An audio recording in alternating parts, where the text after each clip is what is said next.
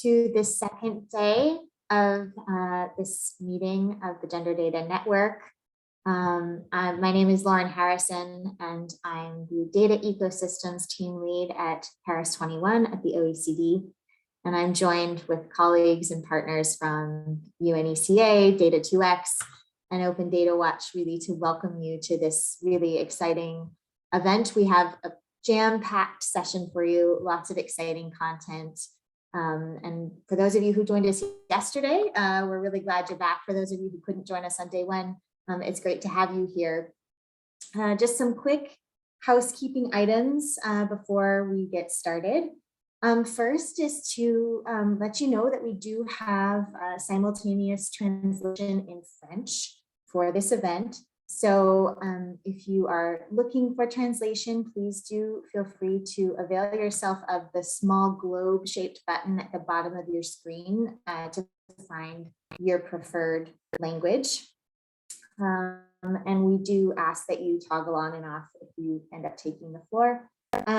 There's also an option, we'll be doing some kind of live Q&A throughout through the chat and Q&A function. Yesterday we had a great dynamic discussion happening on the chat. We really do encourage you to bring your questions, your comments into the discussion and participating using those formats. I have a number of colleagues who are monitoring the chat, and also to the speakers, I encourage you to look into the chat as well and respond to questions. We won't always be able to have an extended discussion in Q&A, so please do use that chat function. Yesterday really, continued on, I think, a good trajectory for the GDN, and really building a community and starting and continuing great discussions around the need for more and better gender data. We had a bit of an overview of what's happened in the Gender Data Network so far, what we're learning in the gender data community, and critically, how to think about and close gender data gaps. We had a really lively discussion around alternative data sources and really practical solutions and examples from a number of colleagues from different countries and institutions offering their perspective on that issue. We had lots of people asking for presentations. We will share the content, the slides, and the recording will be available after the event. And then we also had a presentation from our colleague Lawrence at Open Data Watch about connecting from gender data production through to use. And I think that will continue on that theme today as we really dive into some issues around communicating gender statistics, that critical step to really connect gender data producers and gender data users. So without further ado, we'll go ahead and jump into the discussion. And first, I'm really pleased to introduce Kelly Rogers, who is a freelance journalist who has been working on issues around gender data and statistics for a while. And I'll go ahead and pass over the floor. Kelly, are you with us? Yeah, thanks, Lauren. I'm just going to share my screen here really quick.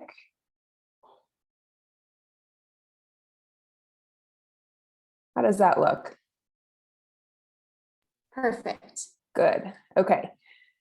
So I'm Kelly, and just for some background on me, I was previously a reporter and editor for global development news platform DevX. And I'm now freelancing while I'm finishing my master's at the University of Montana. But I've worked as a journalist for about a decade and carved out specialization covering issues of gender equality, women's rights and sexual and reproductive health, and the environment. But we're here talking about communicating gender statistics, right? And I've had the opportunity to cover kind of the evolution of gender data collection, use, and advocacy as a journalist, really watching this revolution unfold over the past 7 years and leading several efforts to communicate that story. And I've also reached for gender statistics to ground or challenge stories that I've written or edited over the past couple of years. And so I feel lucky that I've gotten to understand gender data from both of those perspectives, because I fell in love with telling stories about and with gender data. And honestly, I could go on a real tangent, I think, about the importance of producing, using, and communicating gender data. But I thought maybe if I look back to see what got me so connected with this story, maybe there's something to be learned from it. So First, let's talk about the communicators. So these are just a couple of pictures. Here I am in 2016 talking with UN Women's Papa Sec about gender data gaps. We also have Anne Brigitte Albertson when she was with Plan. I think that was at the Cartagena Data Festival. And then most recently, just the World Data Forum.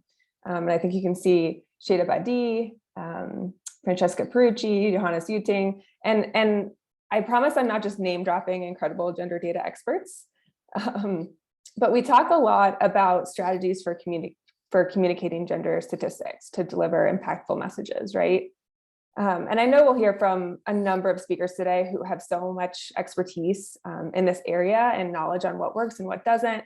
I'm really looking forward to hearing from all of them. But I personally can thank gender experts, these champions, these communicators, like Papa Sec or like Emily Corey Pryor, and many more, all of whom I've spent a lot of time on the phone with or on the sidelines of conferences with.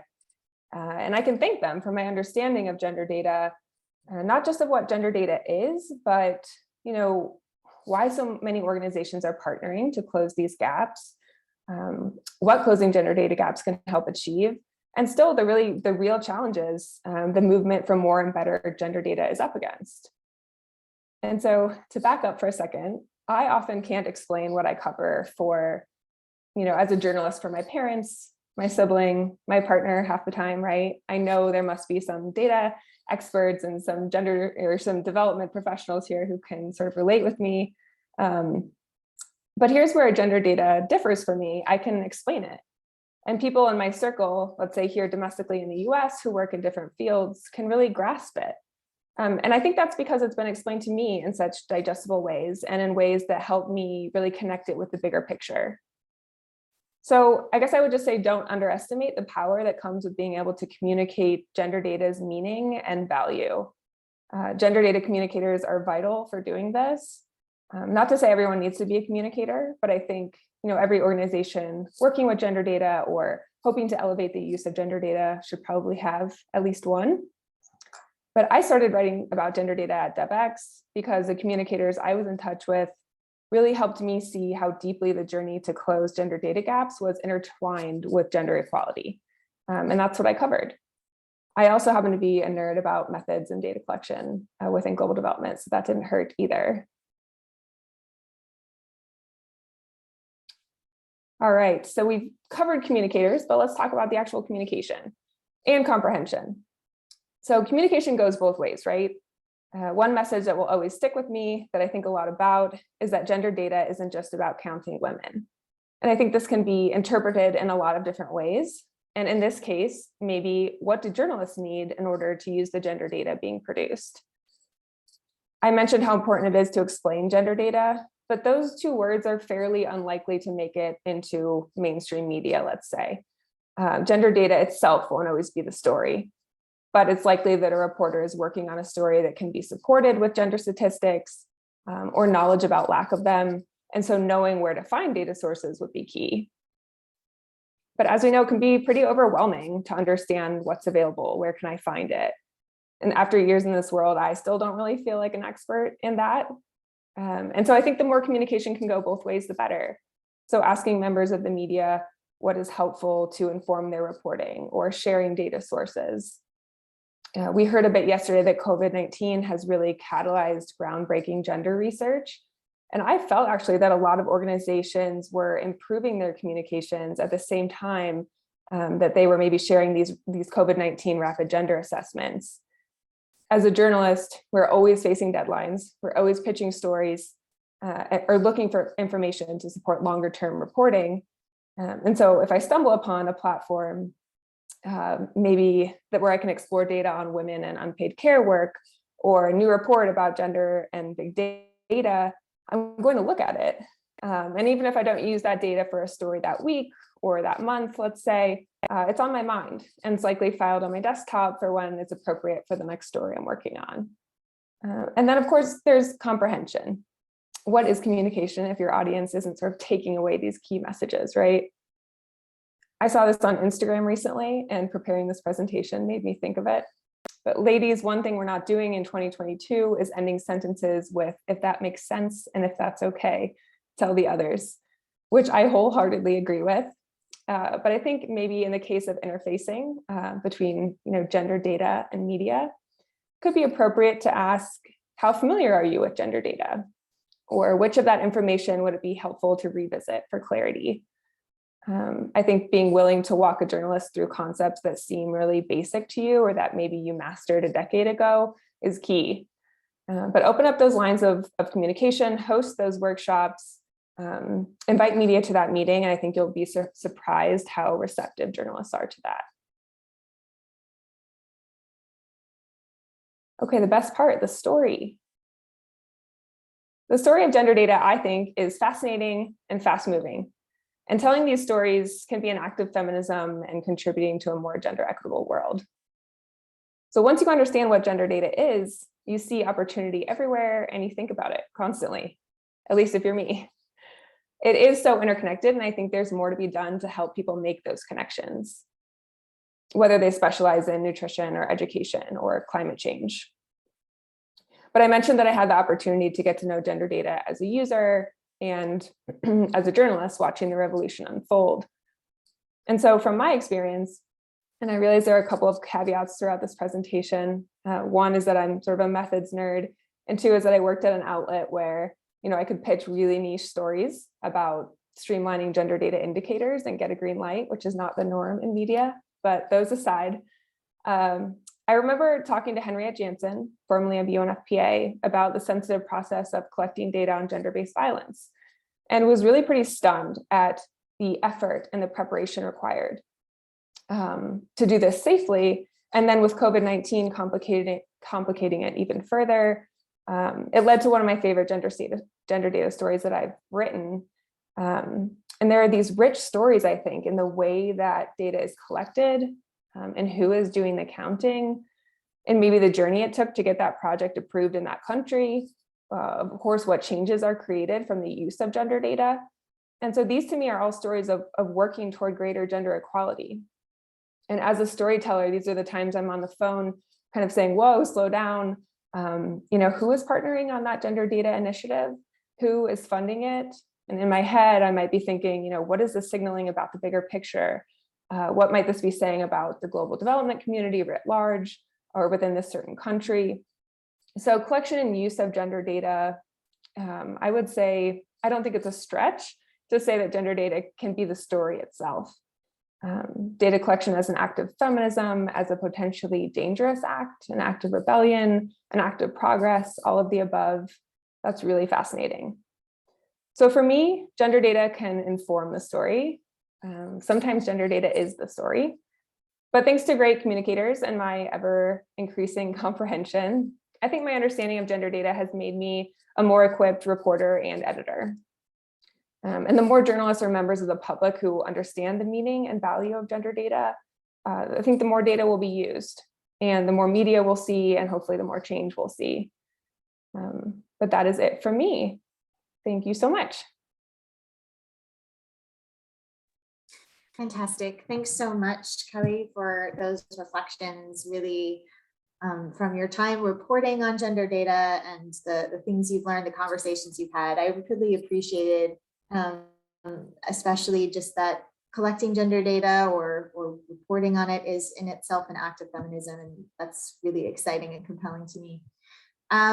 So we're going to switch and do a quick live poll, and then I'll come back to Kelly with a couple follow-up questions. So I think, Wonderbar, can you show the poll? The question is, how would you describe the role of communication of gender statistics in your current role or organization? So you should all be able to see the poll now. Few choices. Not a major part of our work and unlikely to become one. Not a major part of our work, but we're looking to do more. It is a major part of our work, but we need to improve. Or it is a major part of our work and we have lots of good practices to share, or none of the above. So please make your choice.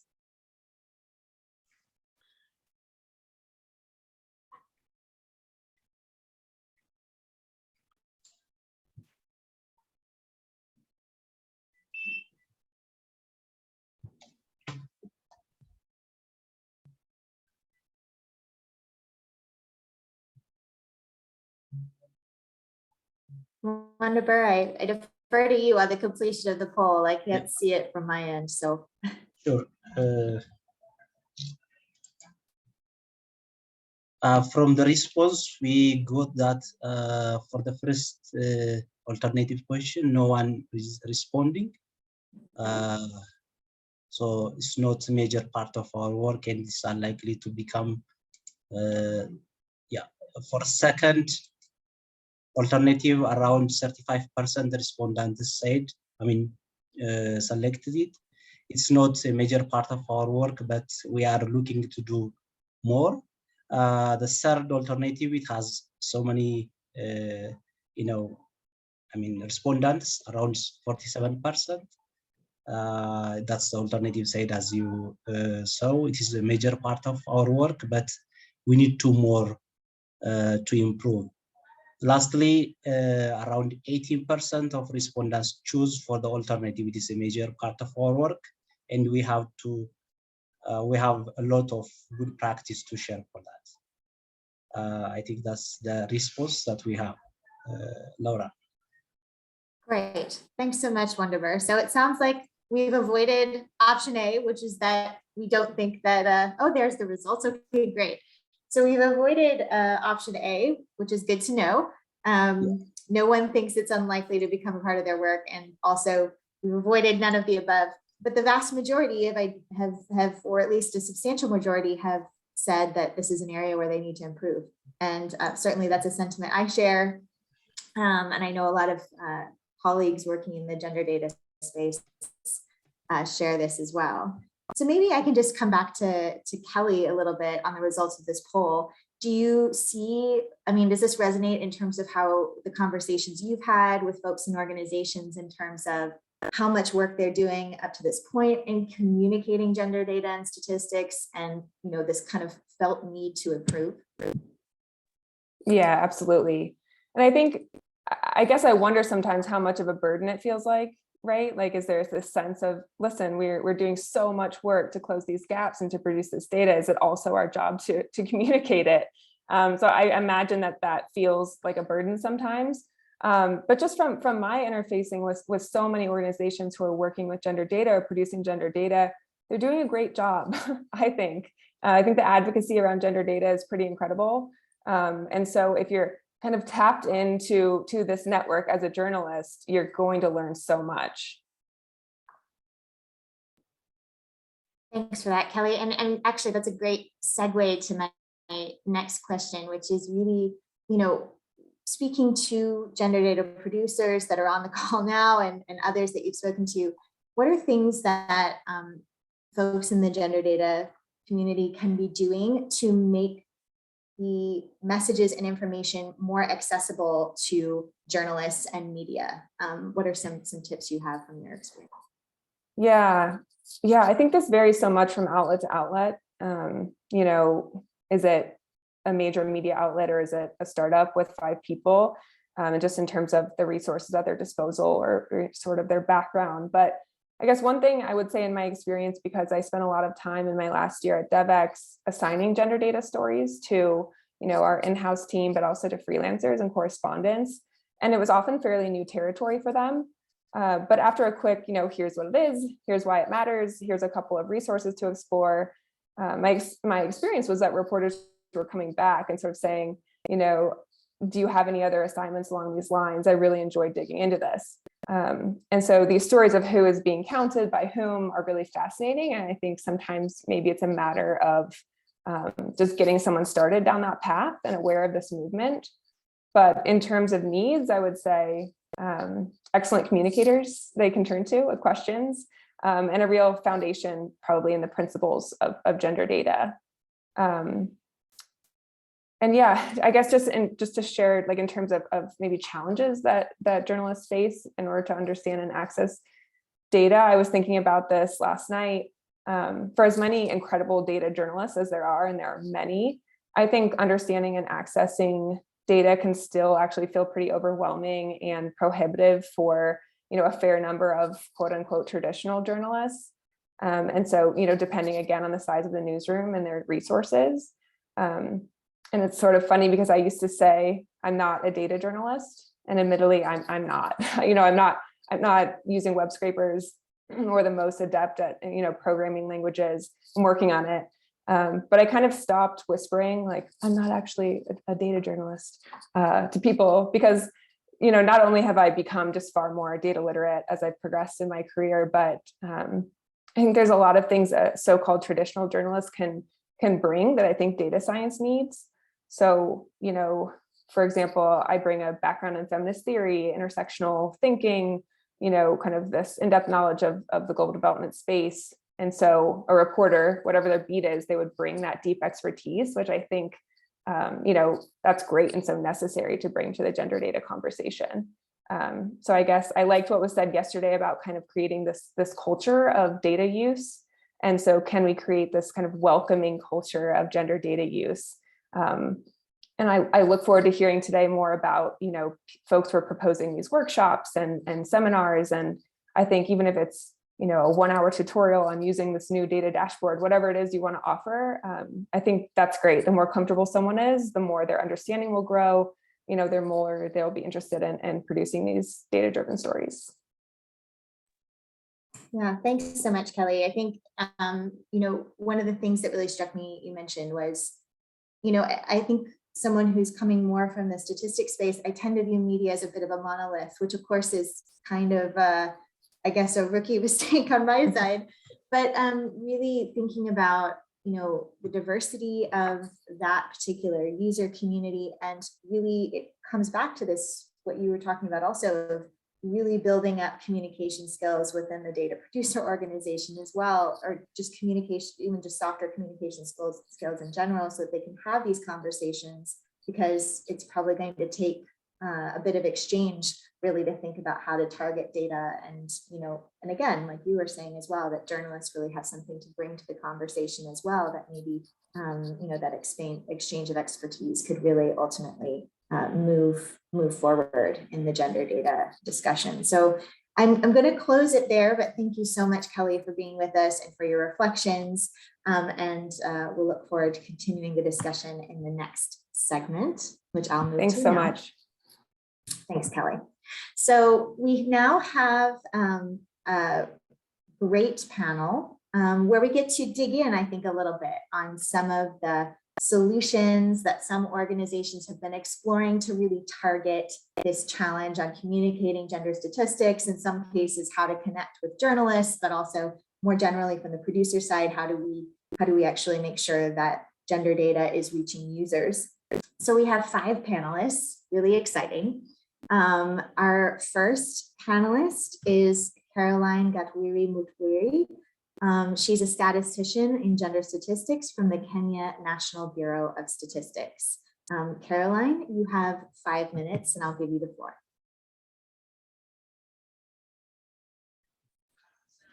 Okay, good morning, good evening, good afternoon, everyone, from wherever you're joining us from. So as you've heard, my name is Carol from GenderBased, a gender statistician. Today, I'll quickly highlight on data dissemination and access, as well as the challenges in gender data accessibility and use. And lastly, I'll close by the key actions on how to make gender data more open and accessible.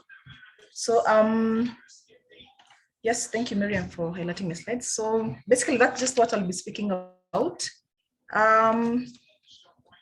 What GenderBased is, we are basically, sorry, just a minute. So Kenya National Bureau of Statistics, we are basically a state corporation that was established by the Statistics Act of 2006.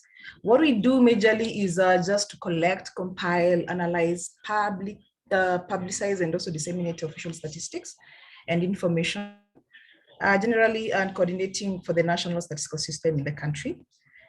So the Act itself mandates us as an NSO to effectively disseminate and communicate data, definitely taking into consideration that the data should be translated into quality information that is simple, understandable, as well as relevant, and also provided on timely manner. And apart from the Statistics Act, we have several legislation that also talk into rights to access information. key one in this case being the Constitution of Kenya 2010, with several articles articulating to these. One of them being Article 33, 35 to 32. So you can go and learn more from it from the web, from the internet.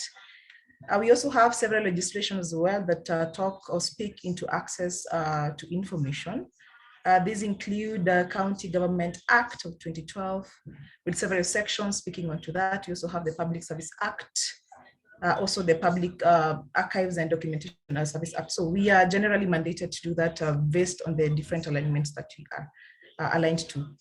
So additionally, as an NSO, we have a very comprehensive policy on data dissemination and access that highlights on several issues, such as issues to touch with principles of dissemination of official statistics, the release of official statistics, as well as also the distribution mechanisms. What do we use to ensure that this data reaches out to the public, accessibility to official statistics, and also use obligations, the terms and conditions governing the use of public data. So this document is also available in our website. So if you need to learn more, also kindly just go and access it. And it actually guides us on how we do our data dissemination and also our data access. So from a bureau's perspective, so these are the several platforms that we use to disseminate our statistics.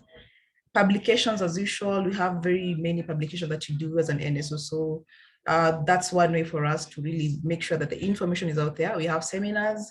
We also do this through workshops and also launch forums, whether electronically or virtually. Also, we also do this through emails. We have a website as well. You can see that is our website, HTTP to get it. We also have our Twitter handle, GenderBased Stats.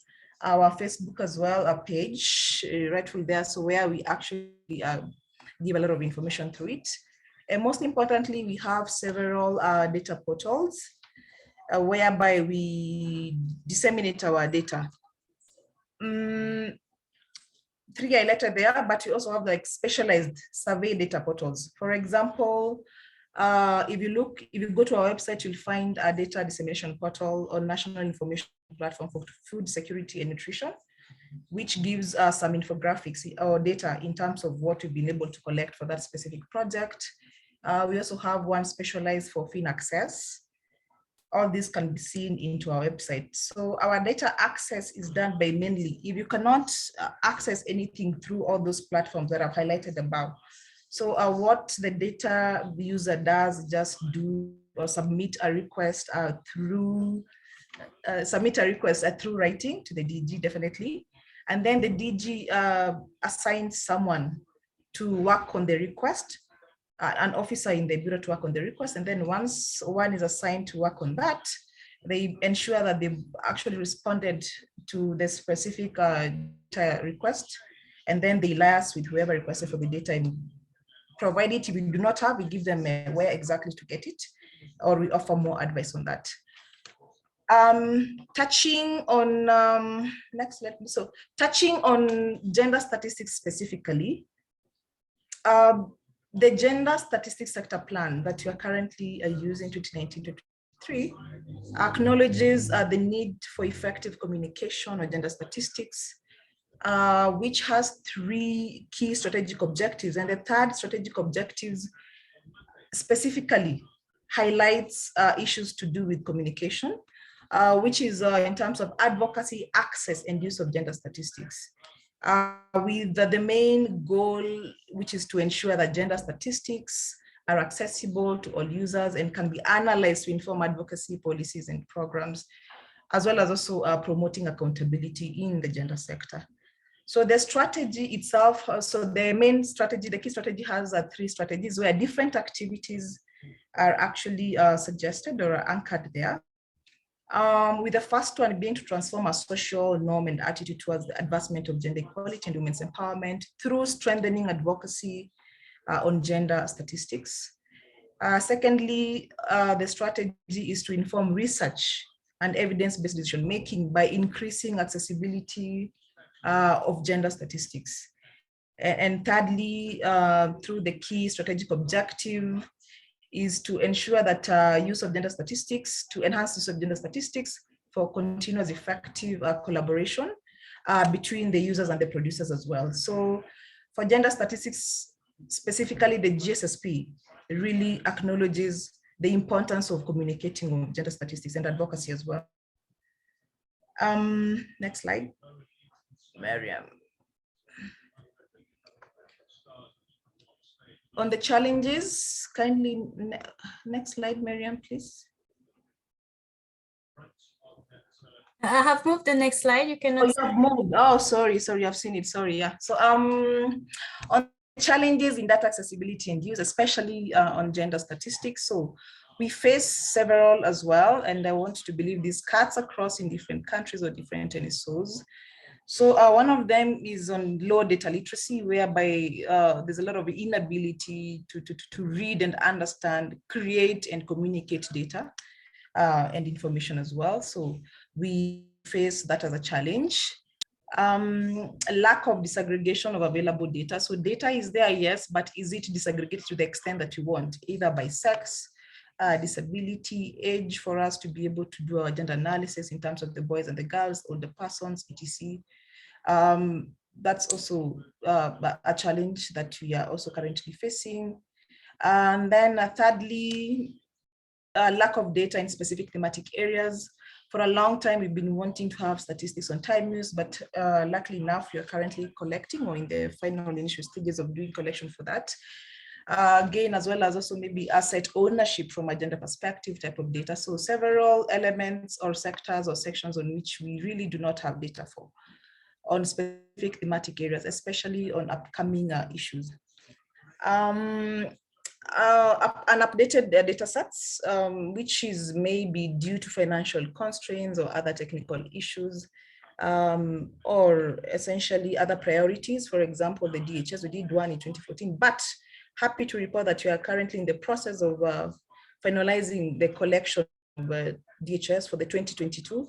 So it's quite a long period from 2014 to this year, but we are in the process of finalizing on how to basically collect that. And we all know that DHS offers a lot of indicators from a gender perspective. So that's also a challenge that we were facing, or we face in several of these data sets. Difficulties in accessing data on a timely basis.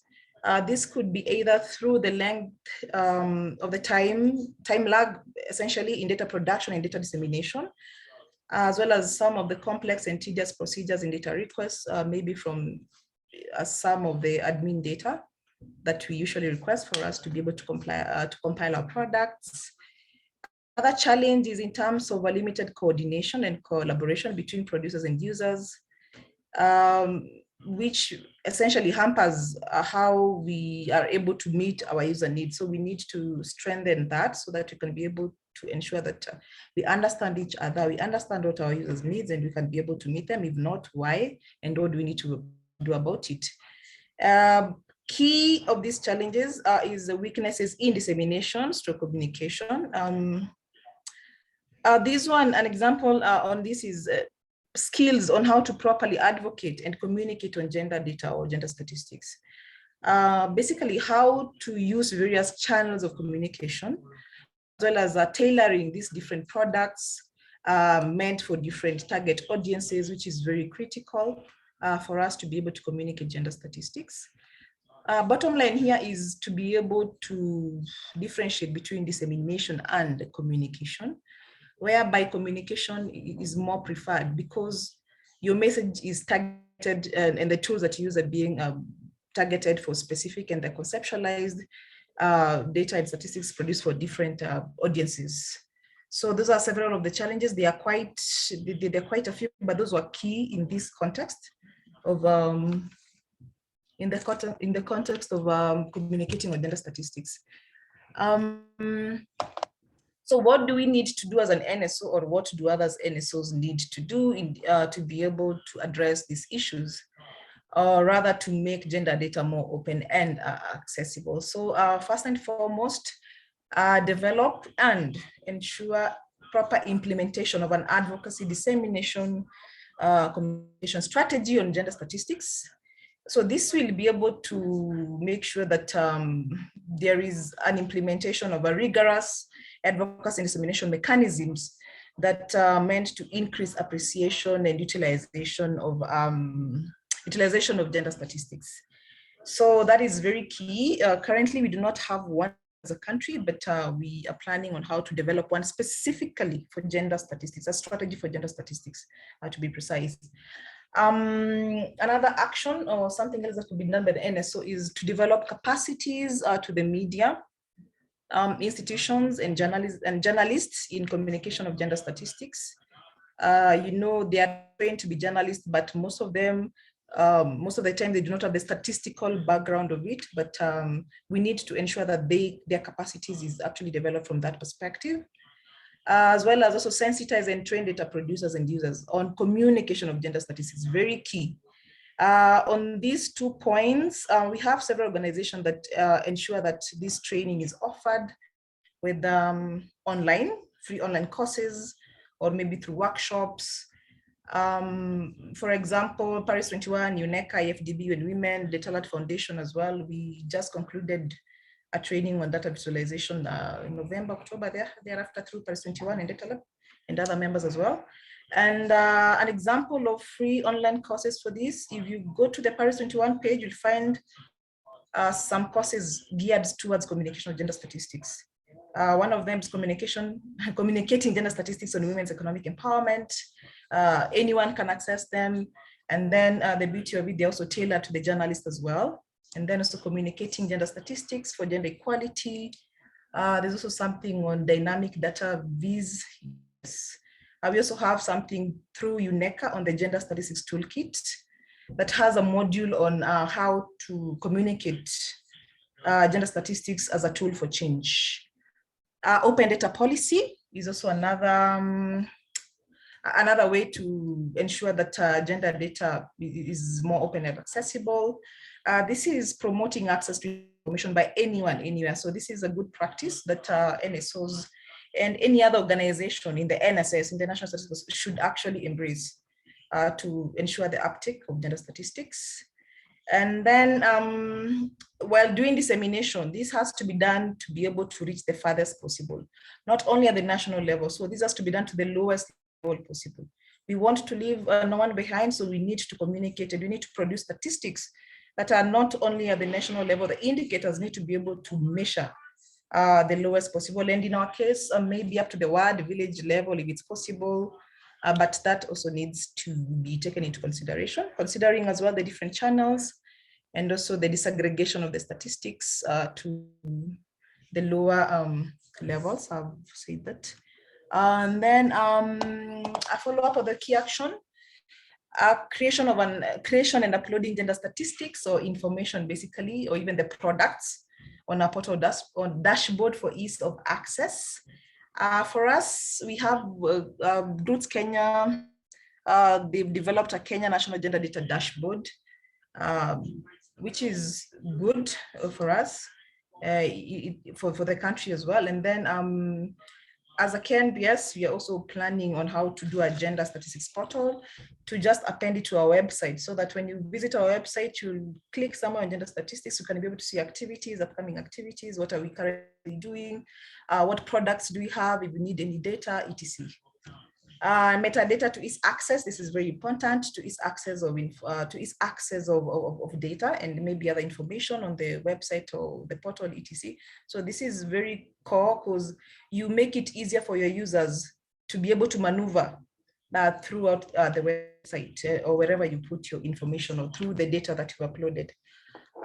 Next is establishing feedback mechanism for stakeholders. This is just to be able to understand each other, the needs from the users, as well as also if there are any upcoming data demands, to be able to actually respond to that. We also another key action is just to strengthen academic and research institution capacity to analyze existing gender-related data. So you find that as NSO, we have a lot of data that is actually underutilized, because there's so much data, and what we want to produce as a publication, we really don't have to get into the nitty-gritties of it. But if we enhance or if we strengthen the academic and the research institutions, this is one way of increasing the uptake of the statistics.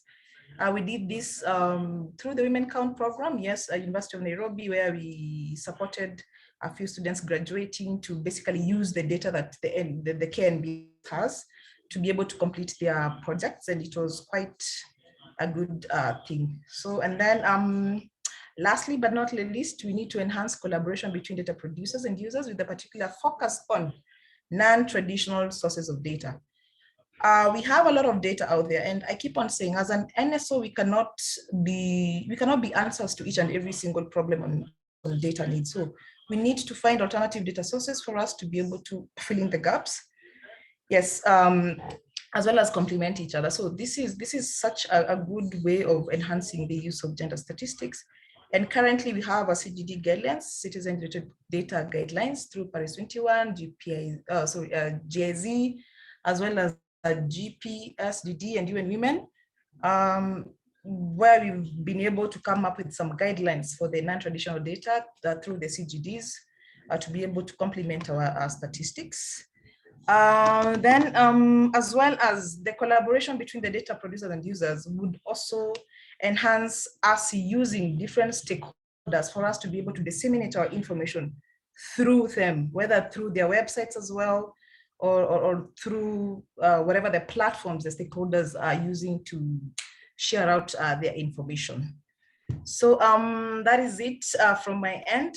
Yes, I hope I've been able to keep my time. Yes, Laura. Thanks so much, Caroline. Really appreciate you taking us through the approach in KNBS for dissemination and access of gender statistics. And you really, I think, painted a really clear picture of some of the challenges, but also some of the prospective solutions. So that's a really, I think, nice way to set the scene for the remainder of this panel. So with that, I'm going to hand the floor to Ms. Claudia Villant. She's a senior researcher at ISTAT, and she is going to present on a multi-source approach to collect, analyze, and disseminate violence against women data, a really important issue, especially now. So Claudia, can I hand you the floor? You have 8 minutes. Thank you very much, and thank you. So let me share my screen if it's possible. And do we have the correct screen now? Let me know. This is not the presentation view. Can you switch to the presentation view? And also swap. Yeah. That's we can see. Oh, now we have it. That's perfect. Okay. Thank you very much. Okay, so thanks again to having me and giving me the opportunity to illustrate the Italian system. The National Statistics Office define an integrating system aimed to better monitoring data on gender-based violence using a multi-sources approach and using this approach also to better communicating in order to answer some different questions such as how do we use the data to give some answer in relation to the evolution of the phenomenon of gender-based violence? How do we use data? What kind of information do we want to communicate? And which kind of source we can use when data are so crucial to collect and to give a timely answers such as COVID pandemic require. So as you know, this is our conceptual approach. We know that we have to answer to the challenges launched by Istanbul Convention, and our different sources of data will answer to 3 different pillars of the Istanbul Convention. We call this the 3P strategies. And our data will are aimed to give information about action related to the prevention, related to the protection, and related to the prosecution. So in that way, we use surveys on the gender stereotype and women's safety surveys and citizens security survey to give information about the prevention. We have information about which kind of survey, which kind of, measure we, the victim, we provided to the victim thanks to the shelter survey included users, which is the action of the prosecution, of course. Putting all this information together, this is the link of our website dedicated to this issue. We adopting the multi-sources approach to data dissemination. Starting from this 3P Istanbul Convention strategy, and according to an agreement that was signed between the Italian National Statistics Office and the National Department for Equal Opportunity, we create this integrated data system on violence against women, which support stakeholders in designing policy and to offer updated information to implement the strategy.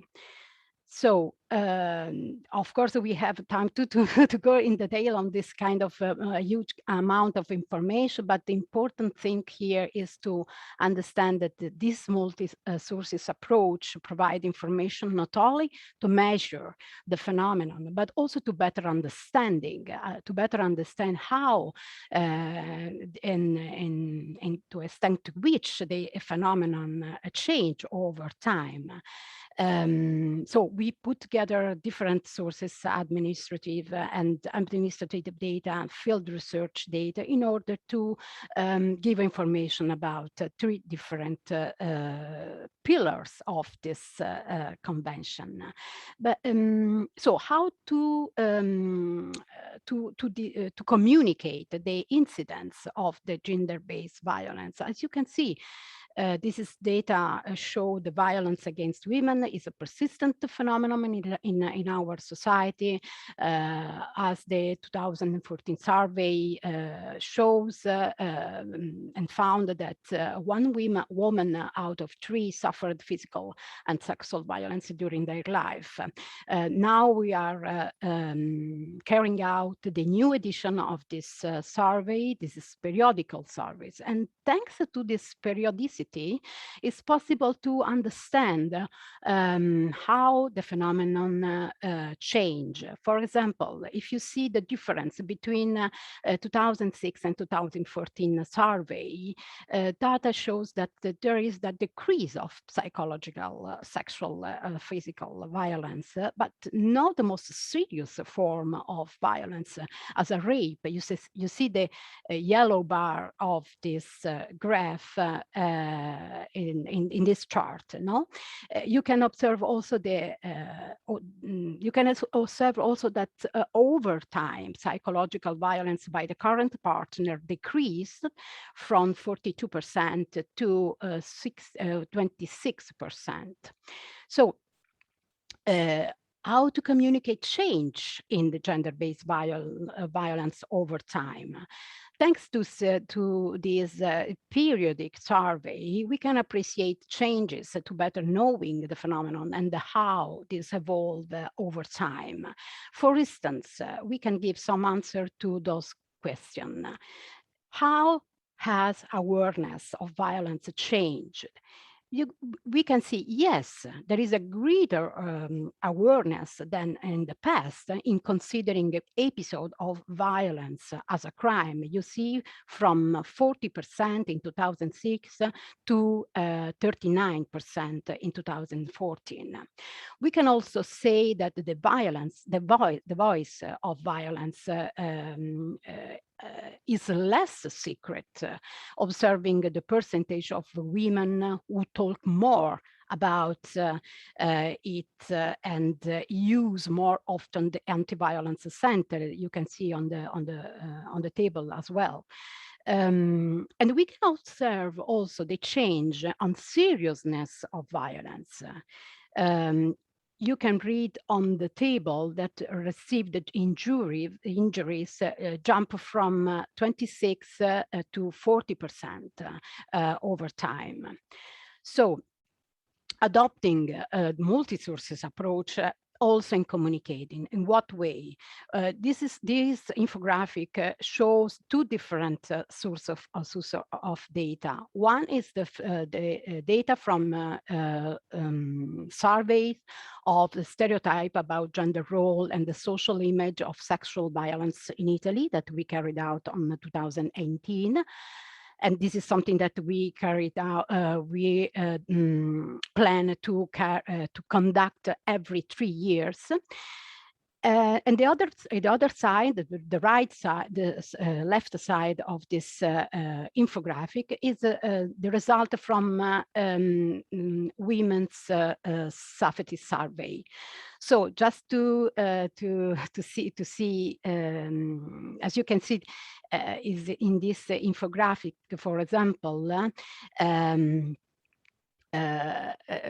almost one of citizen out of 4 men, but also women, still thinks that the cause of sexual violence against women is due to the way they dress.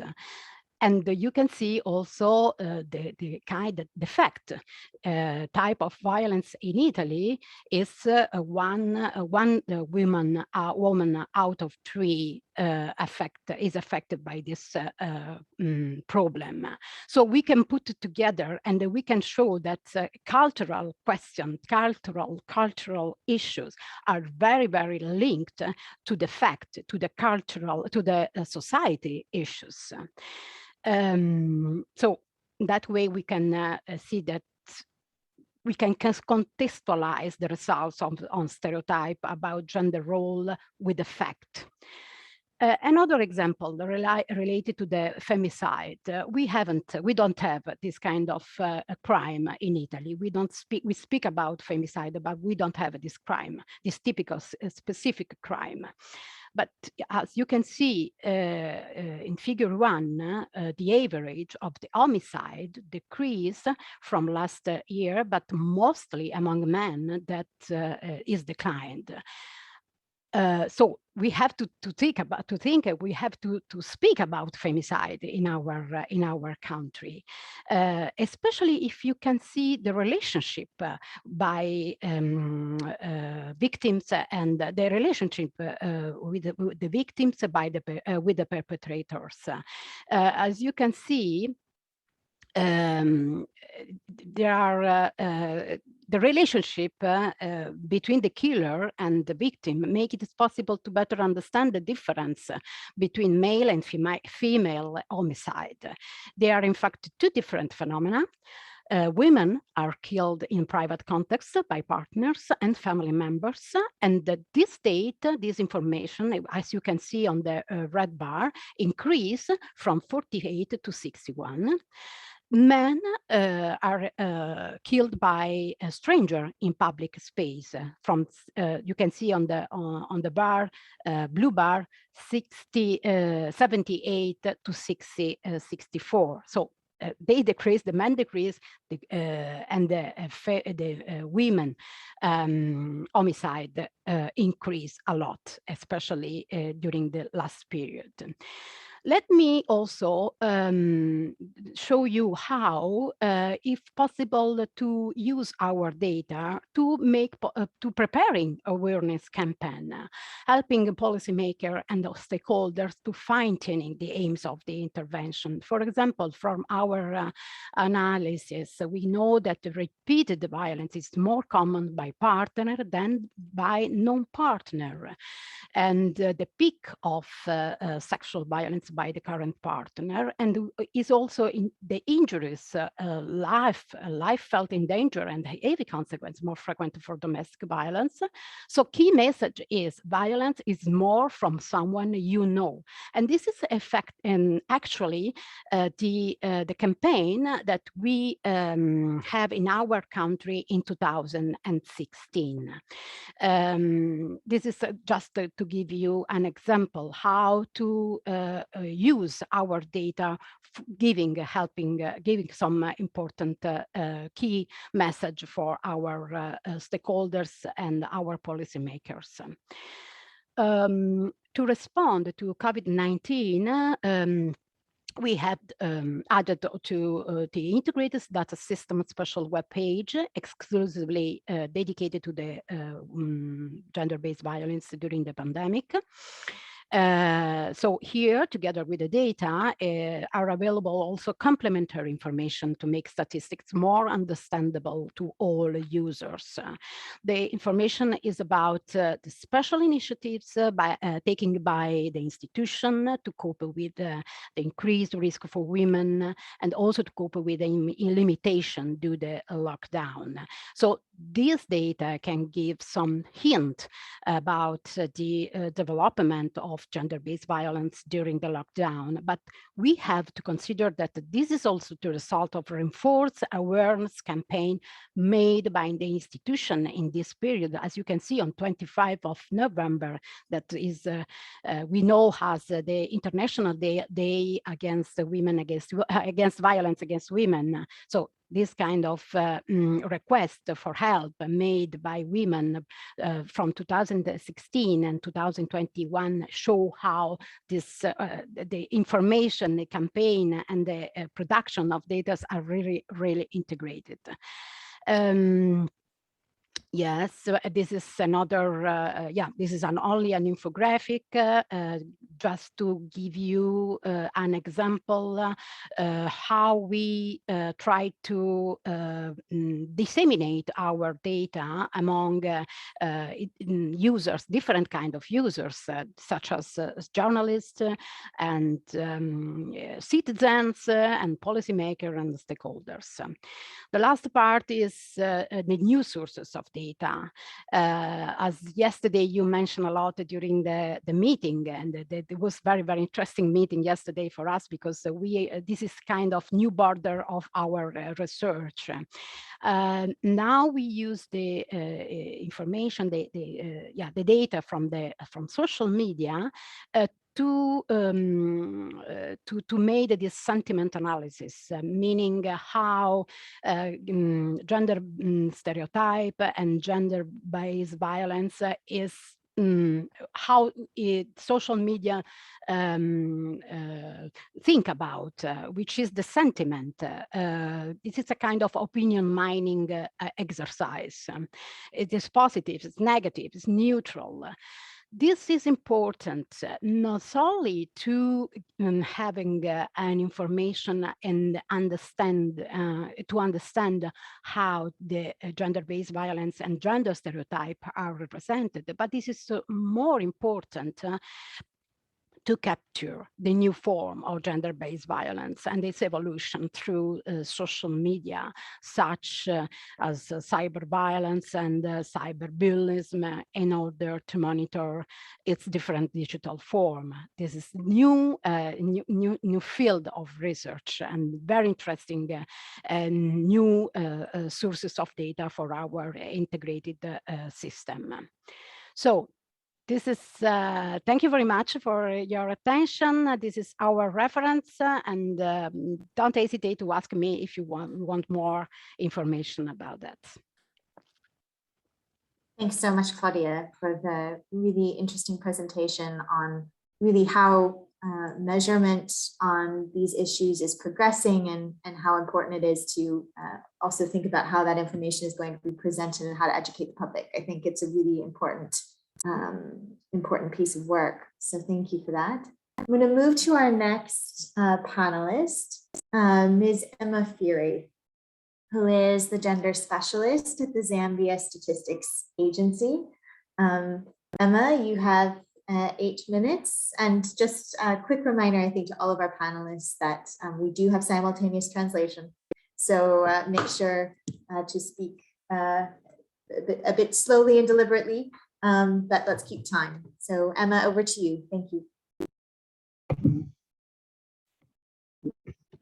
Good afternoon, everyone, and good morning. And so I'll take you through the practical tactics and strategies that we can use to share gender data or statistics with the media. And that's just the outline of my presentation. I'll talk about why as Zamstat we want to engage the media, and how did Zamstat get to engage the media, how we intend to collaborate, communication plan on our communicating of gender data and statistics to the media, publicity awareness that we've lined up, as well as my conclusion. Next slide. So as Zambia Statistics Agency, we held a training, or rather I attended training under Gender Data Network. So that training, we organized as a follow-up of the training on communicating gender statistics. That was a result of the training I attended under Gender Data Network. So it was from that point that the Zambia Statistics Agency, we realized to start collaborating with journalists in terms of communicating gender statistics to them. Because we know that there are lots of gender issues that are just going unreported to. But then if we start a collaboration, it can be a well move so that the statistics can also be publicized. So in Zambia, gender specialists, statisticians, and journalists are not working together. As a result, you find that gender statistics are not being popular to the public. Then journalists also are writing stories which are no confidence in the gender issues published because of lack of statistics to support the content. The next slide.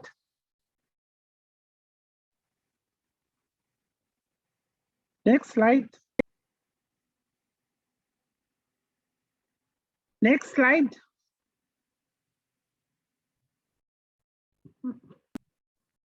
Next slide. I have moved to the next slide, Emma. Can you see it? I'm not seeing. It's dark.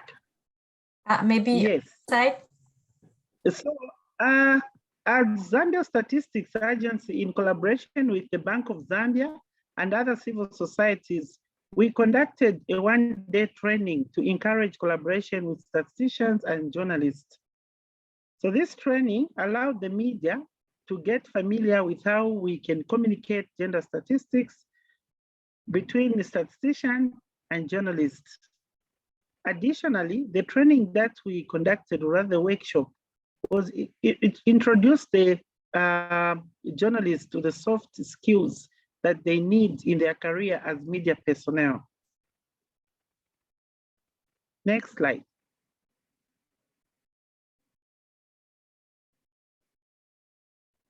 Next slide. Sorry, I'm having an issue.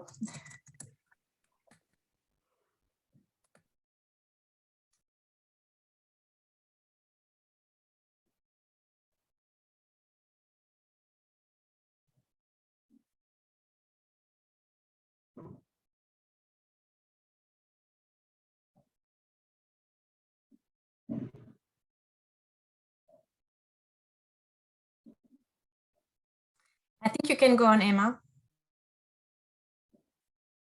Yes, I'll talk about how we intend to collaborate.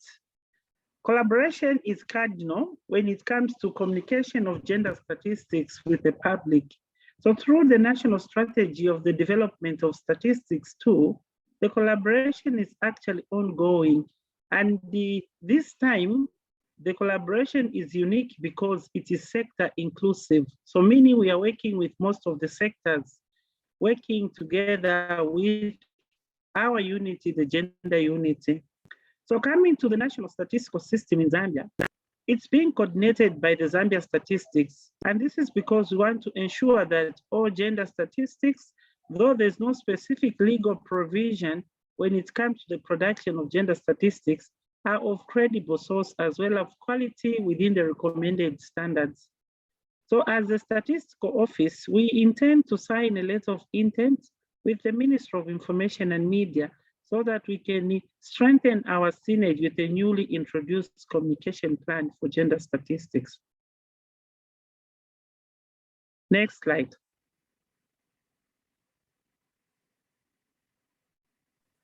Apologies, I'm having an issue again.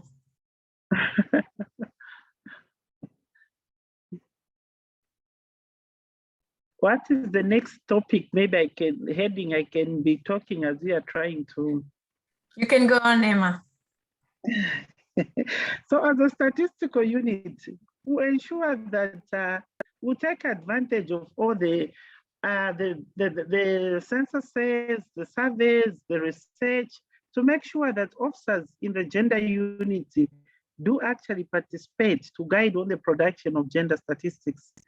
Then also sensitization meetings with sectors on various topics are also ongoing. Like I alluded to earlier on, that the national strategy on the development of statistics is sector inclusive. So also conduct sensitization on how to present gender statistics.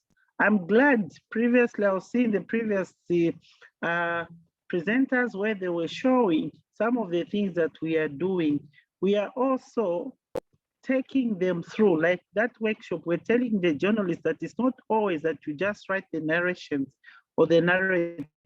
It's always important to use things like infographics, even visualization is also important. So some of those things we are using, we are teaching them or taking them through to present statistics in either in a chart, a table, pie chart, to mention a few. Then we also have we draft several articles on various gender statistics. Next slide.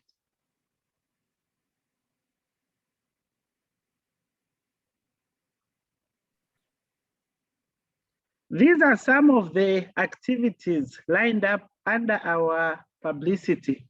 In order for us to raise awareness in a holistic manner, we intend to come up with information, communication, and the education materials, IEC materials in form of posters, brochures, stickers, banners, infographics, to mention a few, radio jingles, radio plays, TV, radio programs, press kits, press conferences, newspapers, adverts, to mention a few.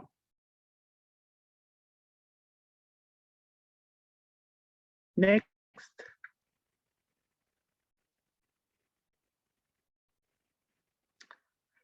So the training of trainers on communicating statistics to journalists, and as well as the advanced training we received on gender statistics from Sweden, Statistics Sweden, it has really strengthened the capacity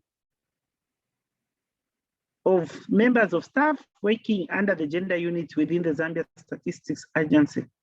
So because of this, as a unity, we now have the capacity to produce quality and credible gender statistics to be used for comparison across Zambia.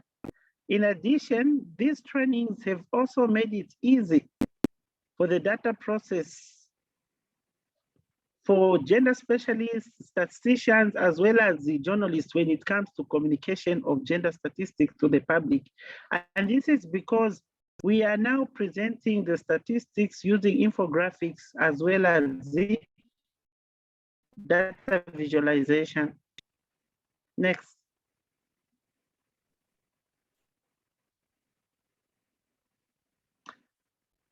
Thank you so much for your attention. Thanks very much, Emma. I really appreciated the sort of multi-pronged approach that you're taking in Zambia. And it's really also great to hear, of course, that the training that GDN did earlier this year on communication has been useful and practical in informing some of these strategies. So we're going to move to our fourth panelist, Mr. Muchiri Miyaga, who is the Executive Director of the Local Development Research Institute, LDRI, to give us a bit of a sense of strategies to improve open data in Africa and facilitate increased use for policymaking. So Muchiri, the floor is yours. You have 8 minutes. Thank you. Thank you very much. Lauren, delighted to be here. And very tough acts to follow. My colleagues Emma and Caroline always make such a good set of presentations. So do I share from my end, or will you load that up? Mariam, do you have Muchiri's presentation, or should we share from his end? Muchiri, if you can share from your end, that's probably better. Excellent. All right. I'm good to go. All right. So I'm based in Nairobi, Kenya, working with the Local Development Research Institute. We spend most of our time concerned about openness, concerned about, can you see my screen? Is it all there?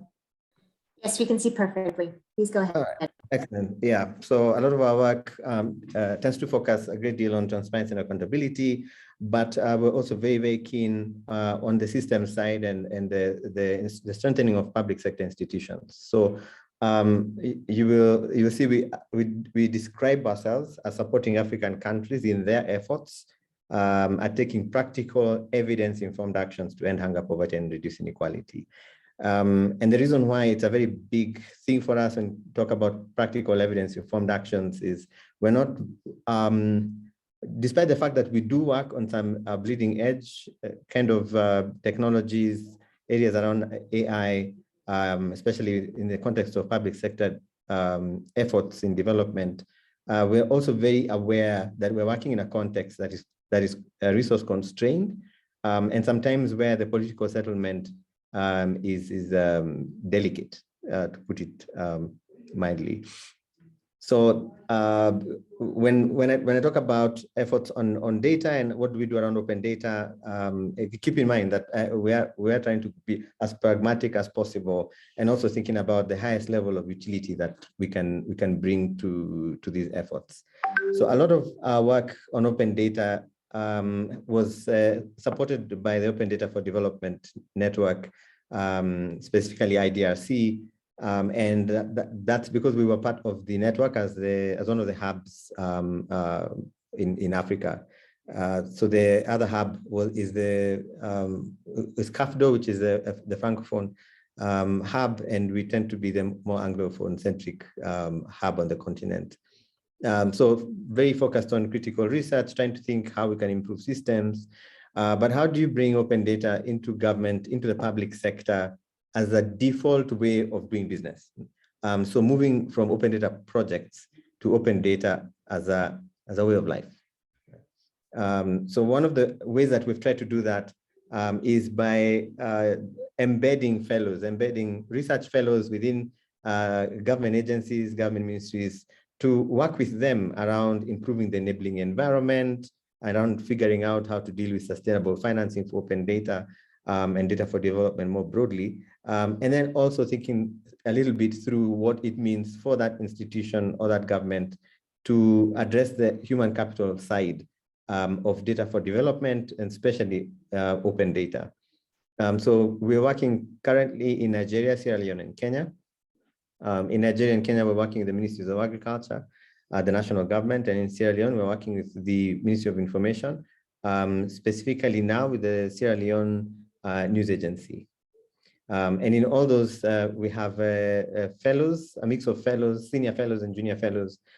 These are post-grad, undergrad researchers, early career researchers who have taken the time out to work with the public sector colleagues to advance open data, especially around ending hunger and of course, hunger, inequality, and poverty.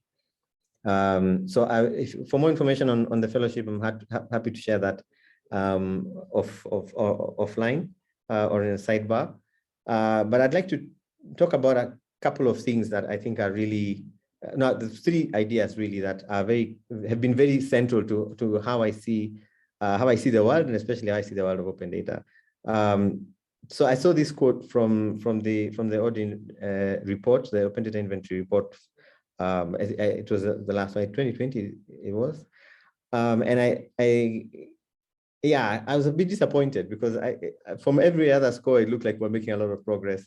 But when you see that comparative number between the open gender data index and the broader non-gender related categories, then you see this huge gap, meaning that we're still not doing enough at the public sector level, but also as stakeholders to close the gap on gender data across the SDGs. But probably also across our own domestic development plans. So there's still a lot of work to be done. And today I was reminded of a little work that I was involved in about coming on now 10 years ago. The Ministry of Education had published some amazing data on the schools at both basic level and secondary level. The data set was, quite frankly, in my view, it was a beautiful data set. Had every single school geocoded, so you had a GIS location, you had, of course, the other administrative level data around where this school is. I had enrollment numbers disaggregated by gender. You had teacher numbers for that school disaggregated by gender. You had wash facilities, toilets, etc., disaggregated by gender. It was a really nice big data set that allowed you to see what the facilities in the school looked like and what they looked like from a gender perspective. So how many, what was the ratio of teachers to students? What was the ratio of students to toilet facilities? What was the ratio of teachers to toilet facilities in a gender disaggregated way? And that data set really caught our attention because we had come across some news reporting at some point in 2012 around the performance gap in exit exams, in national examinations between boys and girls, and the likelihood that there was a contributing factor when it came to reproductive health, especially around access to sanitary pads and clean facilities. On the other side, we found we didn't have the exam performance data, and not in the format we needed, so we made a request, and eventually we got it. It took about 6 months. But we got this also really nice data set, 5 years of data disaggregated by gender, disaggregated by subject. You could tell, how girls in a particular school compared to boys in the same school over 5 years in math or in English. So we were off to a great start.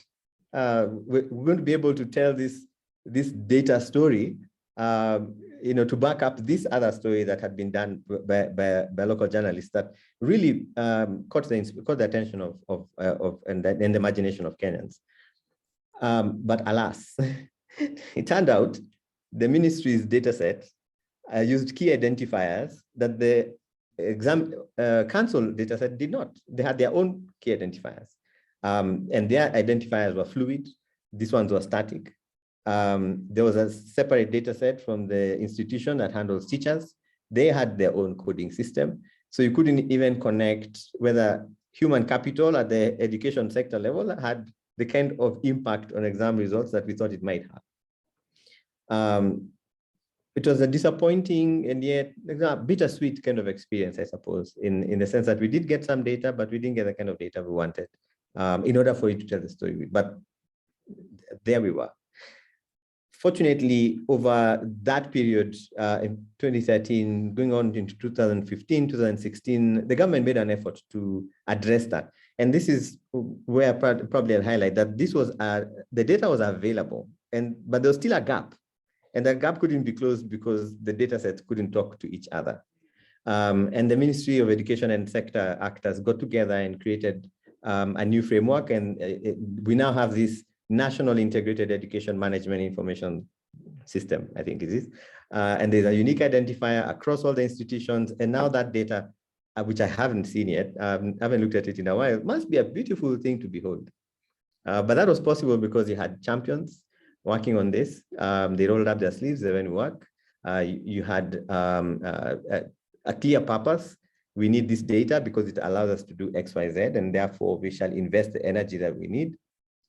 And the third thing, of course, was that everyone was clear about what level of utility was needed. So that integration became very, very important for the sector at multiple levels of decision making. Today, I'm pretty certain if those data sets were made available, many stakeholders would use them, and they would be highly useful for many, many people. And that's why I have this 3-letter acronym that came upon by chance. We need strong CPU. Just like we need faster CPUs on our computers, we need strong CPU, we need strong champions, we need clear purpose, and we need utility, high levels of utility for our data. And these are the 3 things I want you to think about and continue to work on as we go on from here. 1, we do need to expand our efforts to identify and support data evangelists. These are those people who can carry this passion, this excitement, and this drive for improving access to open data at the level of quality that is needed, and create that enabling environment and financing for it into other parts of government. Think about them as vectors that carry an infection, right? And these champions are our vectors for moving the needle on that gender data gap in terms of the quality and the availability of that data. And I think an example of a mechanism or a platform of an effort to do this is Africa Gender Data Network, or the global level, really. But the exposure, the connections, the capacity that's being built through GDN really provides a good example of what it would look like to identify and support data evangelists in government who can then pick up carry that infection into other places.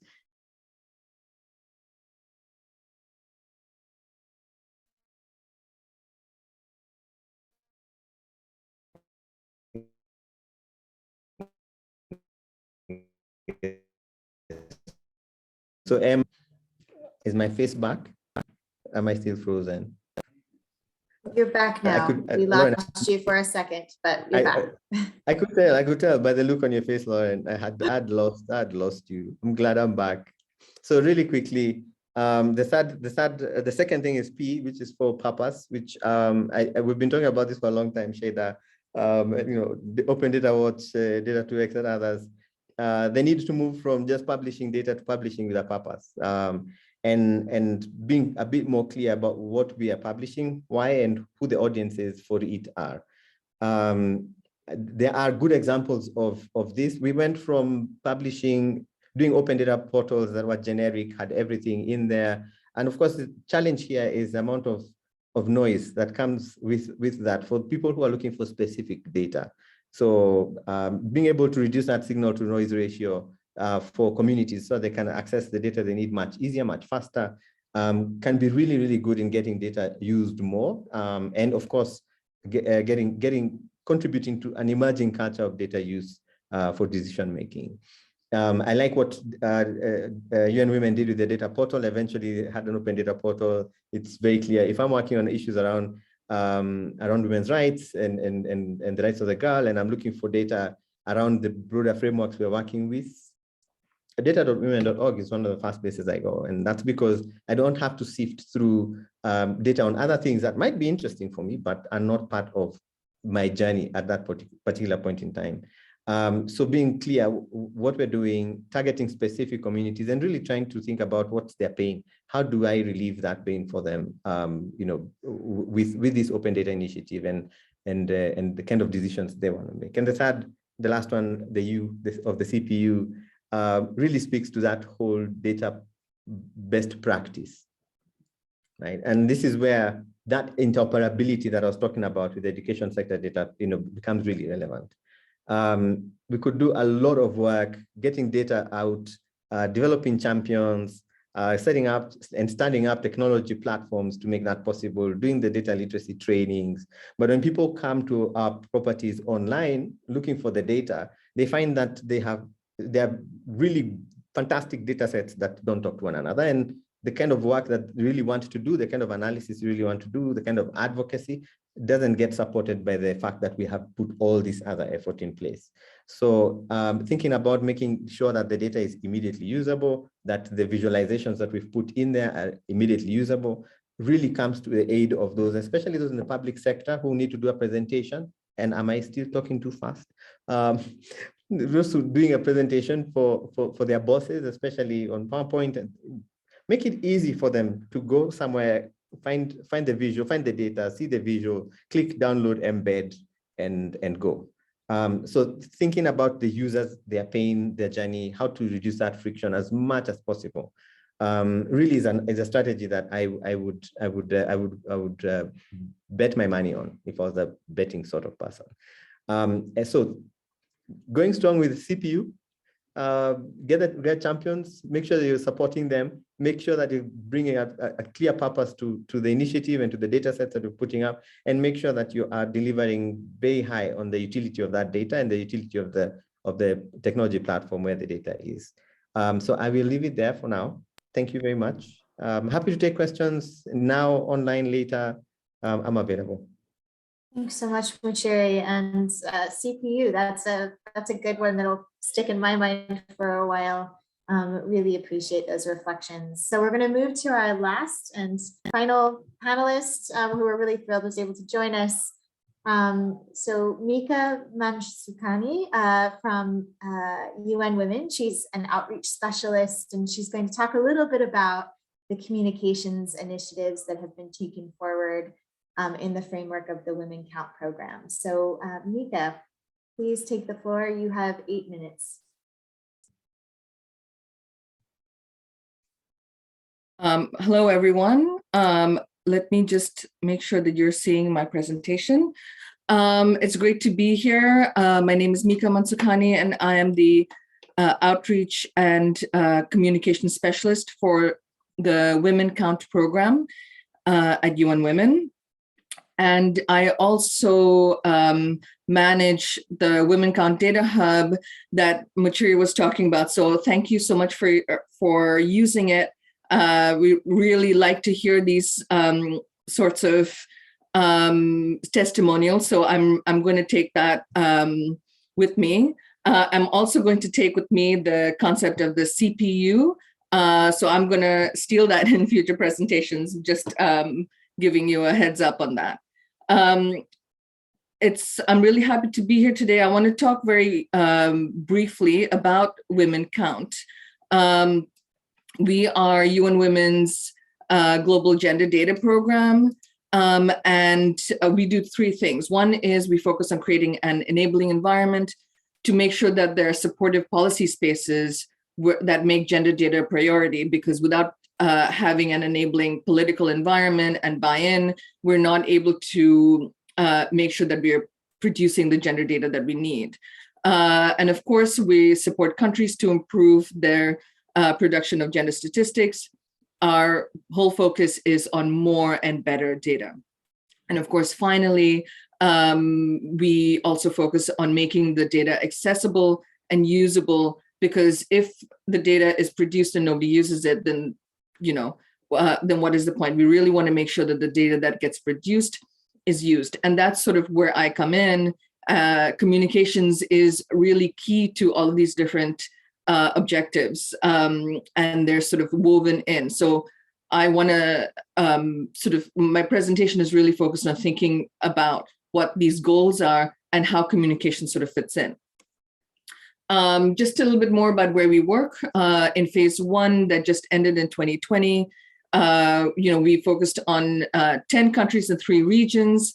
Our program in Africa is in East and Southern Africa and West and Central Africa, our regional hubs.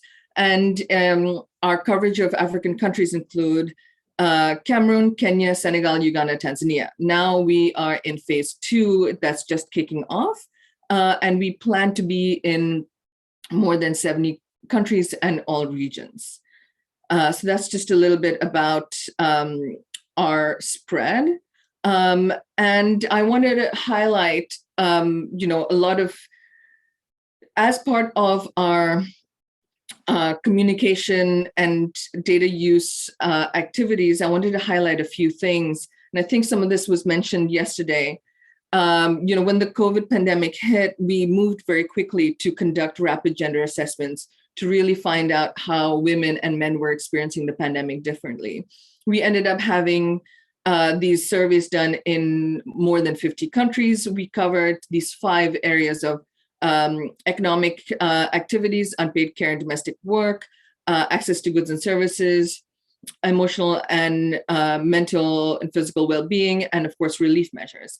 And we are happy to share that we have multiple policy use cases where countries have used that data for policy change. And that really is our game.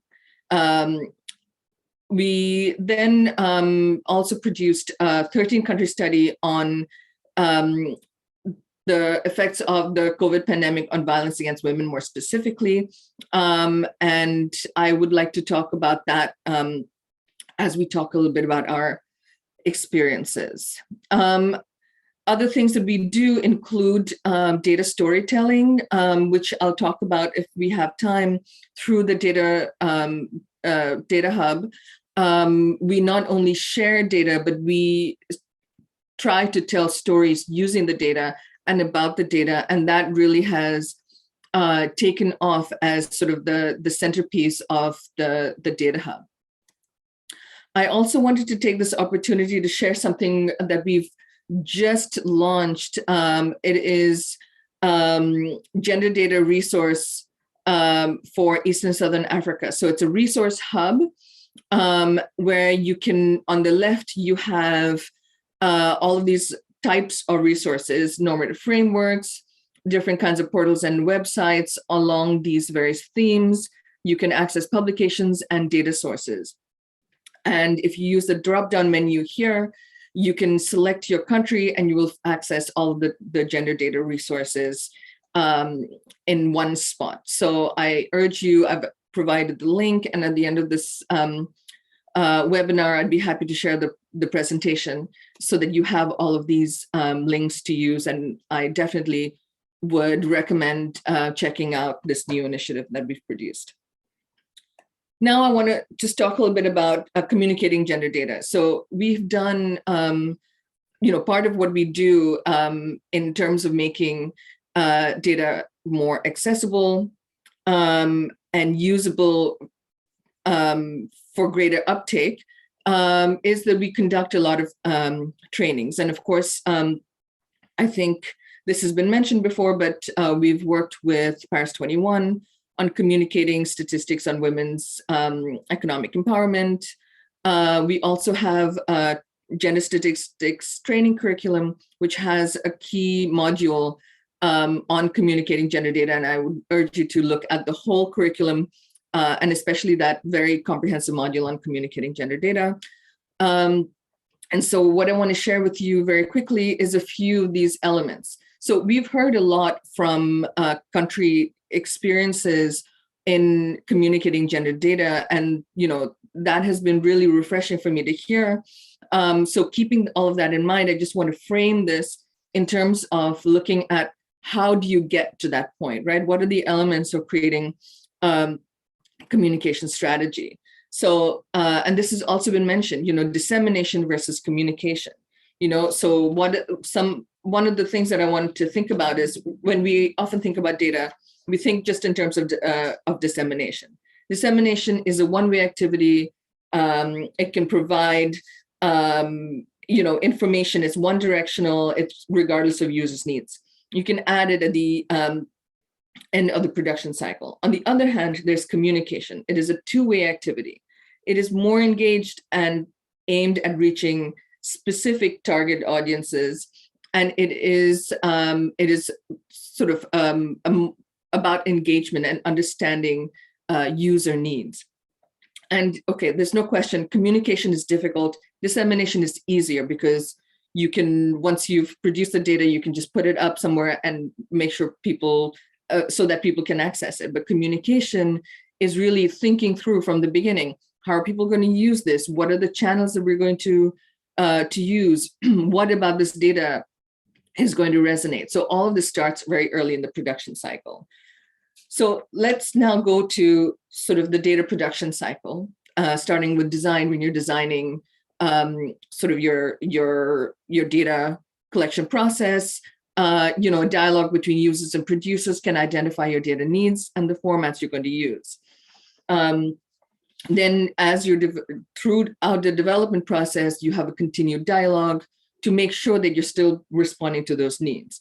In your analysis, of course, you're thinking through all of the needs that have arisen out of this dialogue.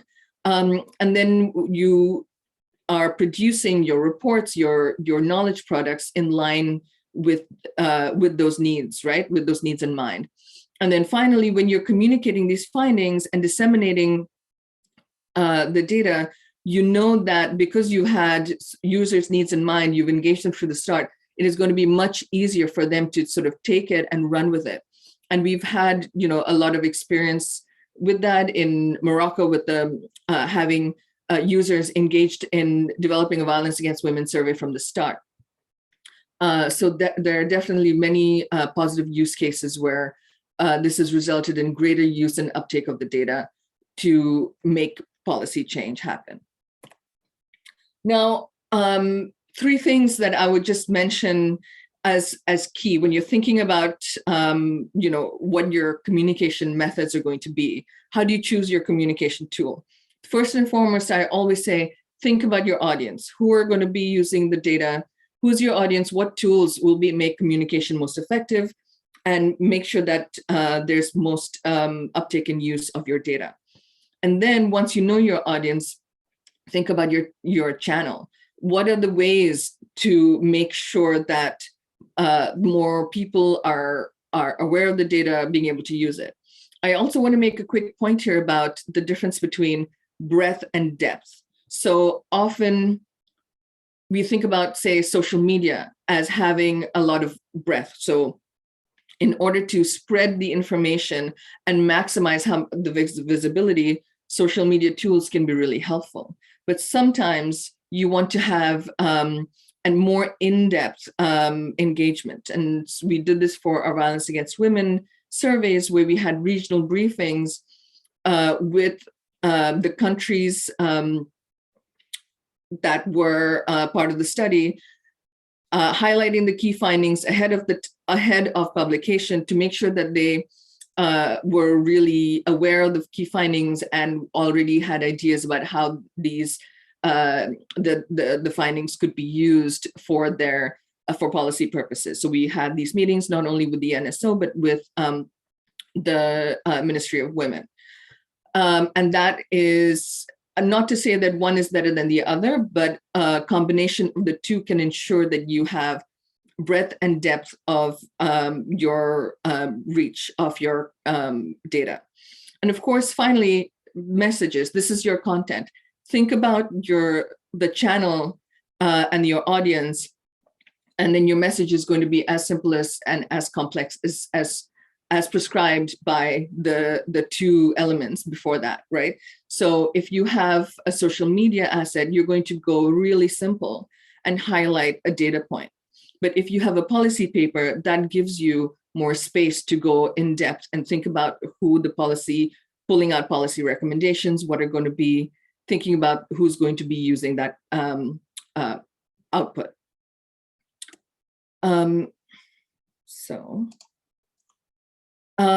So I want to highlight just visual. I think a communication strategy has multiple elements, but I'm just looking very specifically at storytelling, visual communication, and I want to draw on UN Women's and specifically the Women Count experience. Mika, So really quickly, if you could wrap up in 1 minute. Okay. Okay. So very quickly, we did a 13-country study and on violence against women. We used infographics. We created a social media asset, as I said, highlighting a key data point, and that really worked very well for social media. We also created on the Data Hub a dashboard for those who are wanting to understand the indicators and so on a little bit more. And of course, there are other ways of highlighting data for social media messages. I just have a few, but I'm going to leave this here with you so that you can look through some of these examples as well. So using data, numbers, and graphics to sort of add life to the data points as well. And of course, we always talk about data in context. So the number on its own may not make sense, but having the number in context is what is really important. So I have a few more examples here of ways to make data more complex or simple. But I'm going to end it by just saying, communicating gender data effectively takes work, but it can have a really high payoff. And we have examples of how our data have been used to generate policy change. And I think that for us is sort of the greatest evidence that communicating gender data well and investing in that is worth it. So I will end it there and happy to take questions. Thank you. Thanks so much, Mika. And I know that there'll be a lot of interest in seeing the remainder of those tips in your presentations. So we will be sharing those presentations with the audience. But I just want to thank all of the panelists.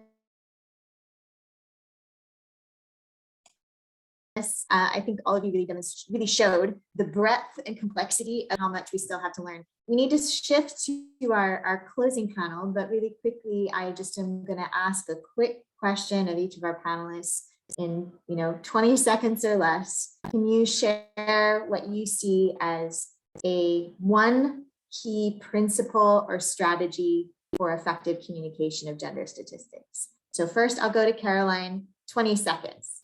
Caroline? One key principle or strategy.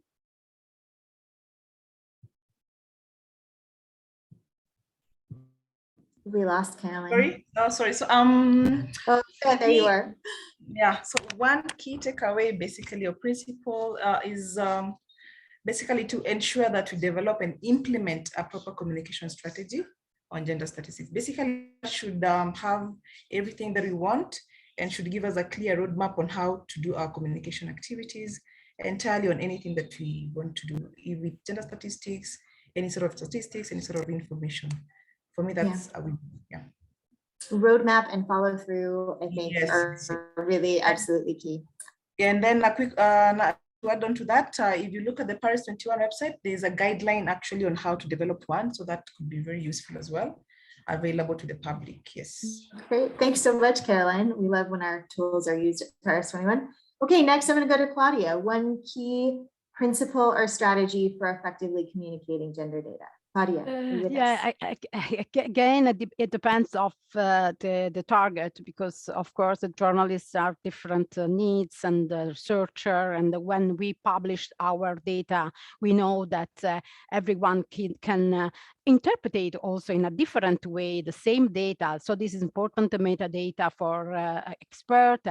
But in just one sentence is create a key messages, key and clear and simply key messages from our data to different users. Yeah, that's. No, I think you snuck in two good ones there of knowing your audience and also really tailoring those messages. So next I'll go to Emma, 20 seconds, your key principle or strategy. Emma.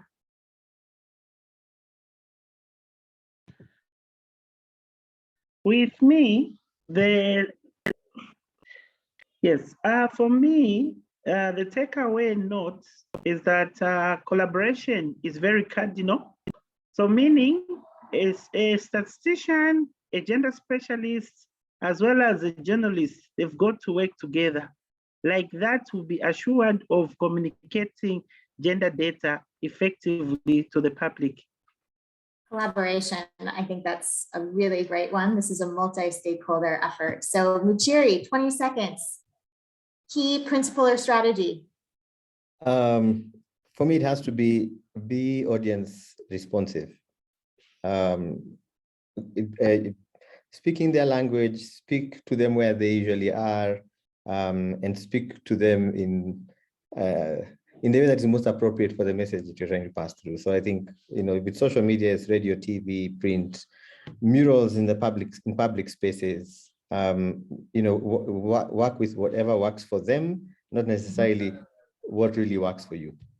Yeah, being sensitive to the audience, I think it's a really important one as well, and huge learning curve. We're all learning together. Mika, last but not least, key principle or strategy. Well, I was going to say what Machiri said, which is the users. Always start with your audience. The users will sort of help guide the rest. But I also want to say one thing, and I think that when we talk about communication, often we think, how can we make this simple? But I would also be in favor of embracing complexity. Don't always assume that the user needs things in the simplest, most reductive way.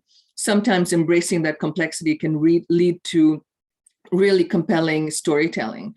And of course, data should always be kept in context. It can tell really compelling stories. So always, and I think that, Kelly was speaking to that too. So, what is the story that you're trying to tell and to whom? Thanks so much, Mika. Yeah, I think not underestimating the audience is also a really important one. Well, thanks so much to all of you. Really, really interesting discussion. I encourage you to continue to engage on the chat. But for now, for the final piece, I'm going to hand the floor to Shaida Bidi to moderate our final panel. Shaida, over to you. Thank you. Thanks, Lauren, and thanks to all our panelists. It's been just an amazing session. And probably with the 2 days that we've spent on gender data, we could have just spent on communicating gender data. So in this session, in the closing part of our 2-day webinar, we're going to be looking ahead as what's in the plan for the future for GDN. And with me, I have of course, the 4 managers. You're going to see the 4 managers of the sponsoring groups for GDN, starting with our own Emily Curry-Pryor, who's the executive director of Data 2X. And we have Johannes Juding, who's the executive head of Paris 21.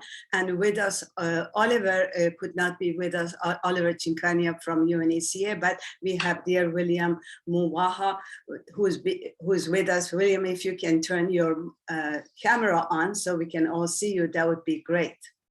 So we're short of time, and I just wanted to have a conversation with our 3 managers, and of course myself, the 4th one from Open Data Watch, and what do we have in mind for the future of GDN?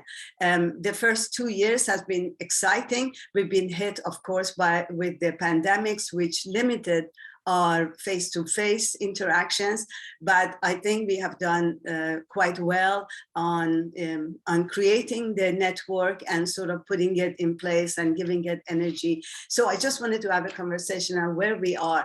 And I'm going to start with you, William.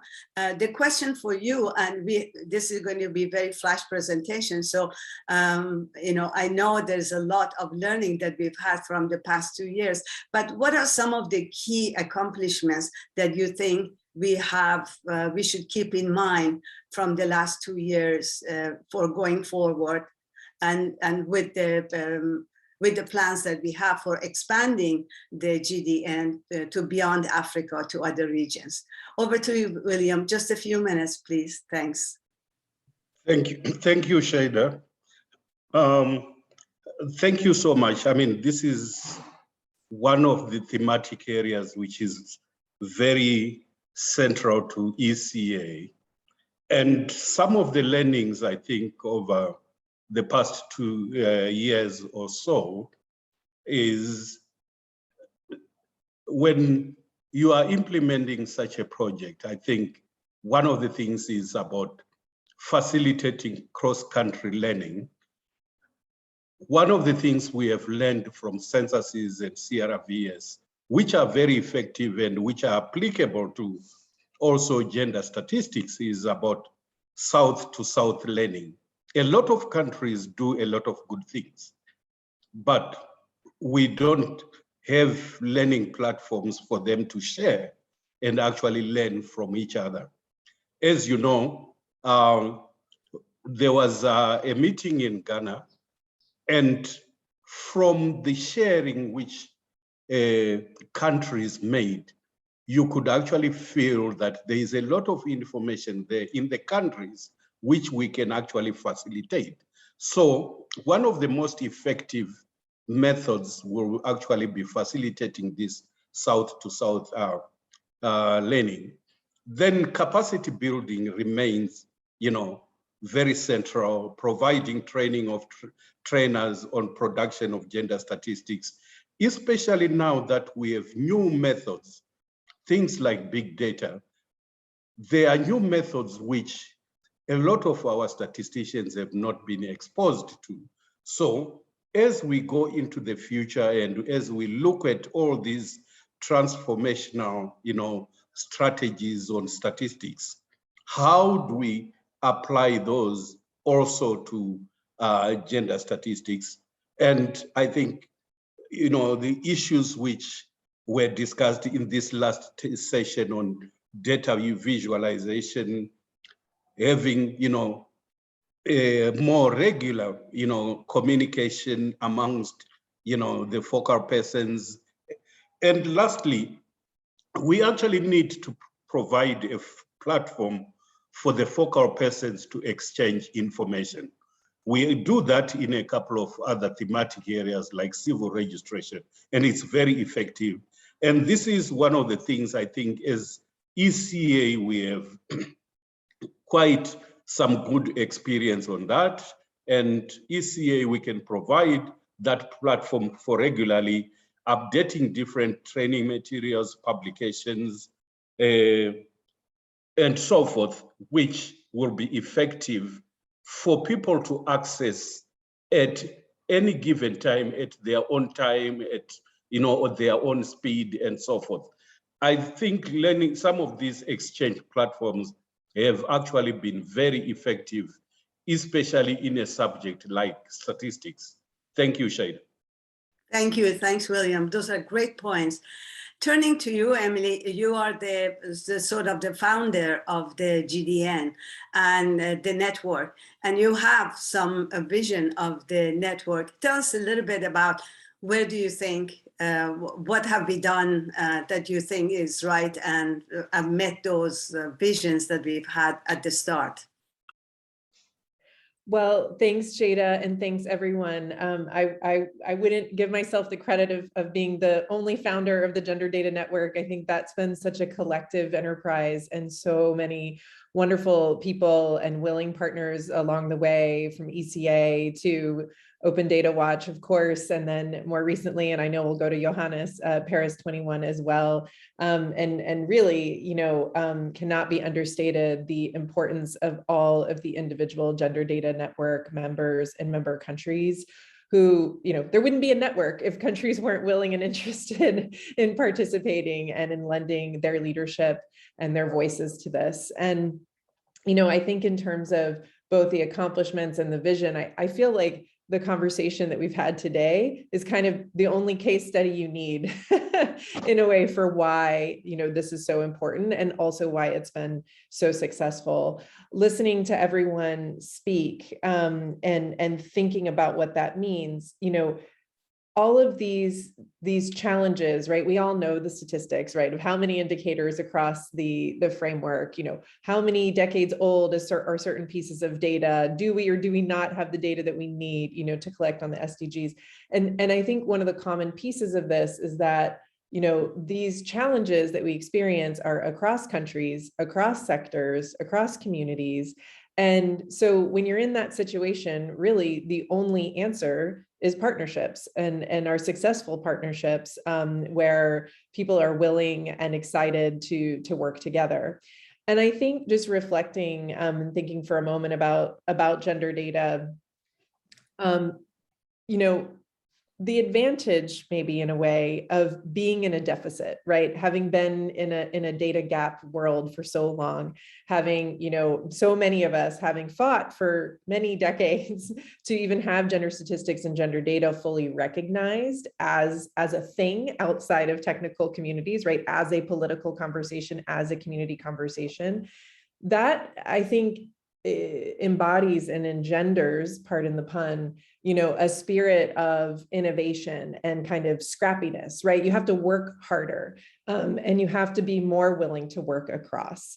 And you have to be more willing to do some of that experimentation of finding successful partnerships and of facilitating the learning of not only South-South learning, but I would say, very importantly, for donors to also be learning, right? And be a very proactive part of this process.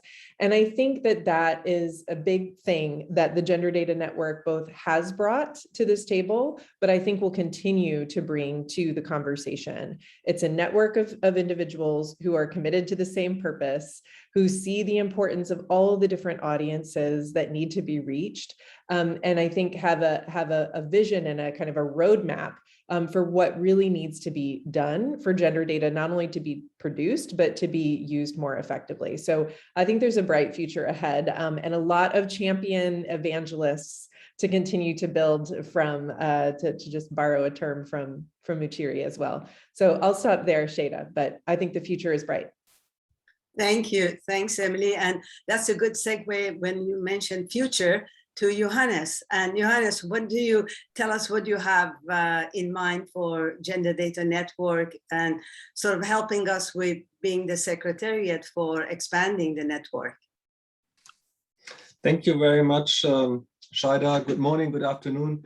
Shada, if you allow me, it's the first time I speak in this wonderful conference. I couldn't be there all the time, but I was listening actively, and I was also properly briefed. So I saw that yesterday there were over 100 participants, today over 80 participants listening carefully to our conversation. So let me just join Emily and just say a word of thanks, and from Paris 21 being quite aware, we are quite humble. We have to fill in large shoes as we take over the global secretariat, the secretariat for the global gender data network, and we are really quite excited about that. And I wanted to thank Emily and Data2X for their incubation and funding and support, but also, of course, our colleagues and friends from UNICA, with whom we work very closely, and then Open Data Watch and my own colleagues for putting this all together. So I just wanted to say that up front, we are really excited and very motivated to bring this gender data network to the next level. Now, maybe if you don't mind, Shada, I have two considerations with you to share. One is on the overall context in which our debate is currently taking place. I think we have moved really into the machine room today. We discussed very specific issues about alternative data sources, about communication, about technical aspects, but it may be useful just to reflect in which overall context we are currently in this world discussing gender equality issues. And just last Friday at the OECD, there was a group of ambassadors, which is called the Friends of Gender Equality Ambassadors, with the highest level of top senior management of the OECD present. All the deputy secretary generals, the secretary general, and the topic was gender equality. When I started to work on this topic in the OECD some 20 years ago on a very specific research aspect of gender equality, namely social institutions, there was hardly anybody from the top management even taking notice. It was a gender equality and gender data was a really, really topic for researchers sitting in their offices and crafting papers. So I think over the last 20 years, we have really seen a shift, much more attention paid by policymakers to this topic of gender equality at large, and also to the topic of measurement and gender equality and gender data, which is really very important, which we should really embrace. And then, of course, COVID-19 and all the impact that COVID-19 had on men and women, in particular women, is, of course, another motivation for this network to go forward. And if it wouldn't be there, we should have created it now. So it's very timely. Paris 21 is very proud at this time to take over this secretariat. I believe we are well placed to do so. Some of you may know we have been, since a couple of years, become quite focused, mainstreamed gender in our basically daily work. And many know us from, and I was happily seeing Emma speaking about national NSDSs. And of course, our main vocation are still strengthening statistical systems through statistical plans. And what we want to do is strengthening those plans through making them, seeing them through a gender lens. We also work a lot in Paris 21 on advocacy and making data visible, communication, all things that have been mentioned, as well as on bridging the divide sometimes between those who produce gender data and those who use it, and the impact and use. So to think along the data value chain of gender is of critical importance for Paris 21. So I think we can bring this to the table as we move now into the future. Now let me just say a few words, Shaida, if you don't mind, on maybe three key points that I see or we see as going forward, which build on the very good work that has already been done. And it's basically some sort of an extension and deepening of that already very good work. So first, let me put the umbrella I would put here is capacity development. The capacity development of the overall network members in very different areas. I mean, we heard about alternative data sources, sentiment analysis, social media analysis. There's so much things to do. And this, I think echoing also Emily here, this capacity development through peer review learning is key, through training and events, and also through engaging in events that are happening like the World Data Forum and others. The attempt or the ambition, sorry, the word is ambition. The ambition is of course also to expand the gender data network, and we shall see in terms of what kind of capacities of countries and which kind of regions this will be discussed.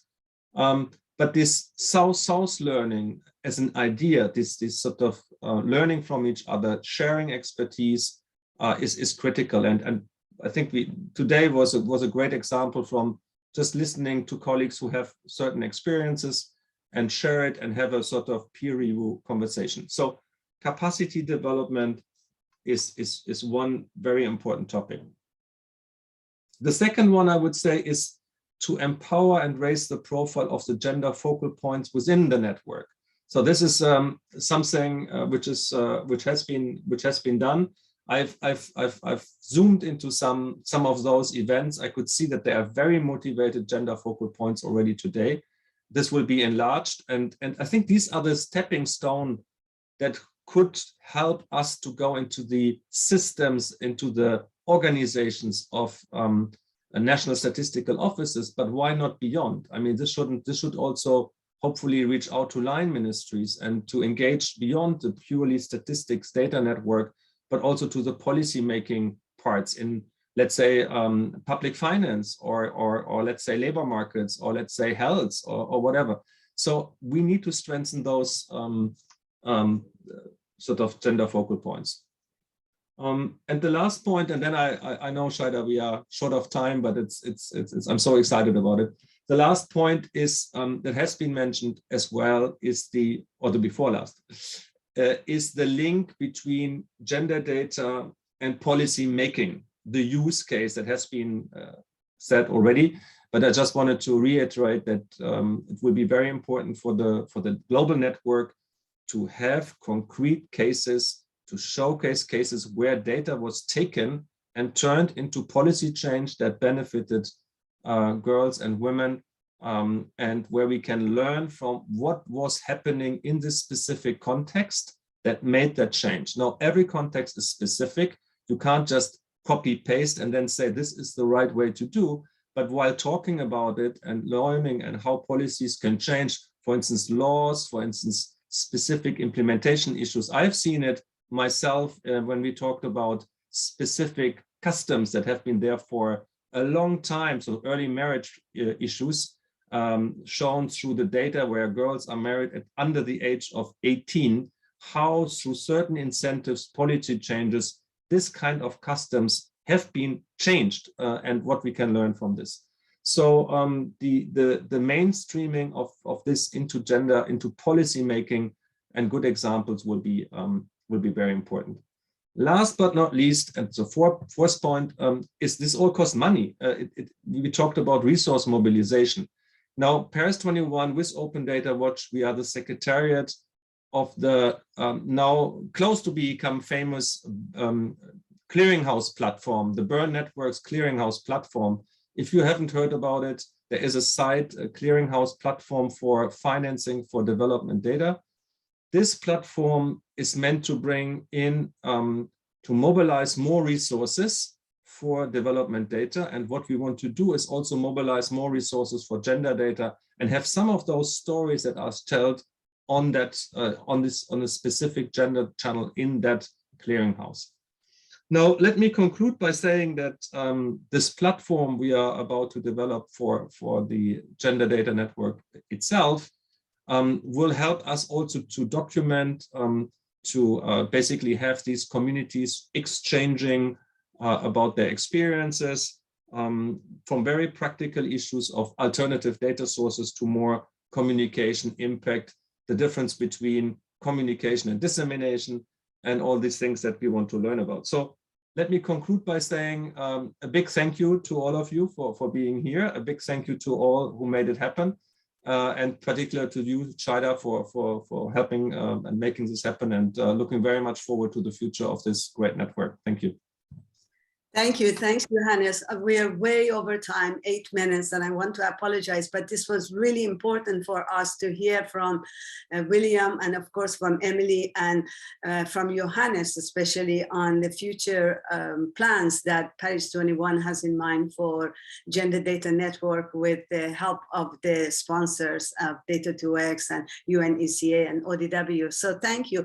It looks really exciting. I must say that from the time that we started the GDN, and I remember with Emily when we recommended this to some of the donors and made a presentation, we saw a lot of people who were skeptical whether this would work. It was too difficult. It was too, the result was difficult to show whether it was a good investment.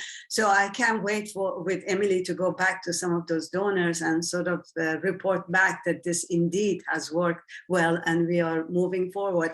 And as Johannes said, we do need to raise the profile of gender data in terms of financing. And I think this would be something that we would take on with GDN. But one big learning that I've had from GDN is been really learning from the members. I have learned, and I know many of us have learned from the members, from Emma, from Gloria, from Caroline, from everyone, sort of saying what is going on the ground, and learning and also being impressed as what are the barriers that they're facing and some of the areas that we could help at the global level to mobilize the CSOs, to mobilize Paris 21, to mobilize UN, to support the countries. So it's definitely been a two-way learning and exchange. And I'm really proud of this work of the group and really looking forward to its future. Just wanted to close the session again with a very special thanks to one person, and that's Emily Curry-Pryor, who trusted us and gave us the money to start the Data2X and has been tremendously effective in raising resources for gender data and raising the profile of gender data. This is very special for us, and we will always, when we talk about GDN in the next 50 years, we always remember and mention who was behind that, and that was Emily Curry-Pryor. So I just wanted to end it with that, but also really thank the organizers of this conference, a two-day conference. A lot of people worked behind the scene to bring it to you, from translators who have been so patient with us, and really thank you for going overtime, all the way to teams from Paris 21 and from Data2X, and particularly from UN ECHA and dear Wunderbar, who's been our who's been amazing in helping to support this this two-day webinar. I wanted to tell you that we will make the material available. All the presentations, there have been lots of requests for that. We have the recording, but we also have more. We also going to have an outcome report of this two-day event and some of the work that we have done. And that report hopefully will be available by end February, and we would be sharing it with you. So I wanted to thank all of you for being here and sticking with us, and all the conversations that's been going on in the chat as well.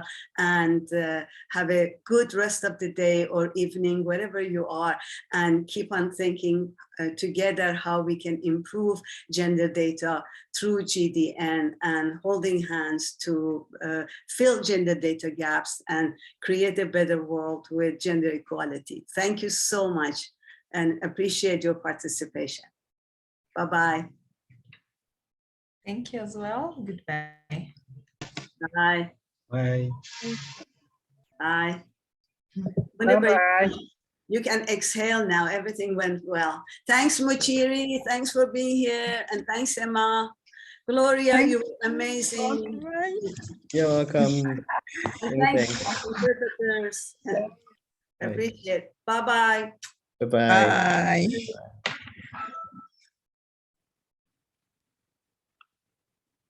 Thanks, Fatima. Bye. Bye.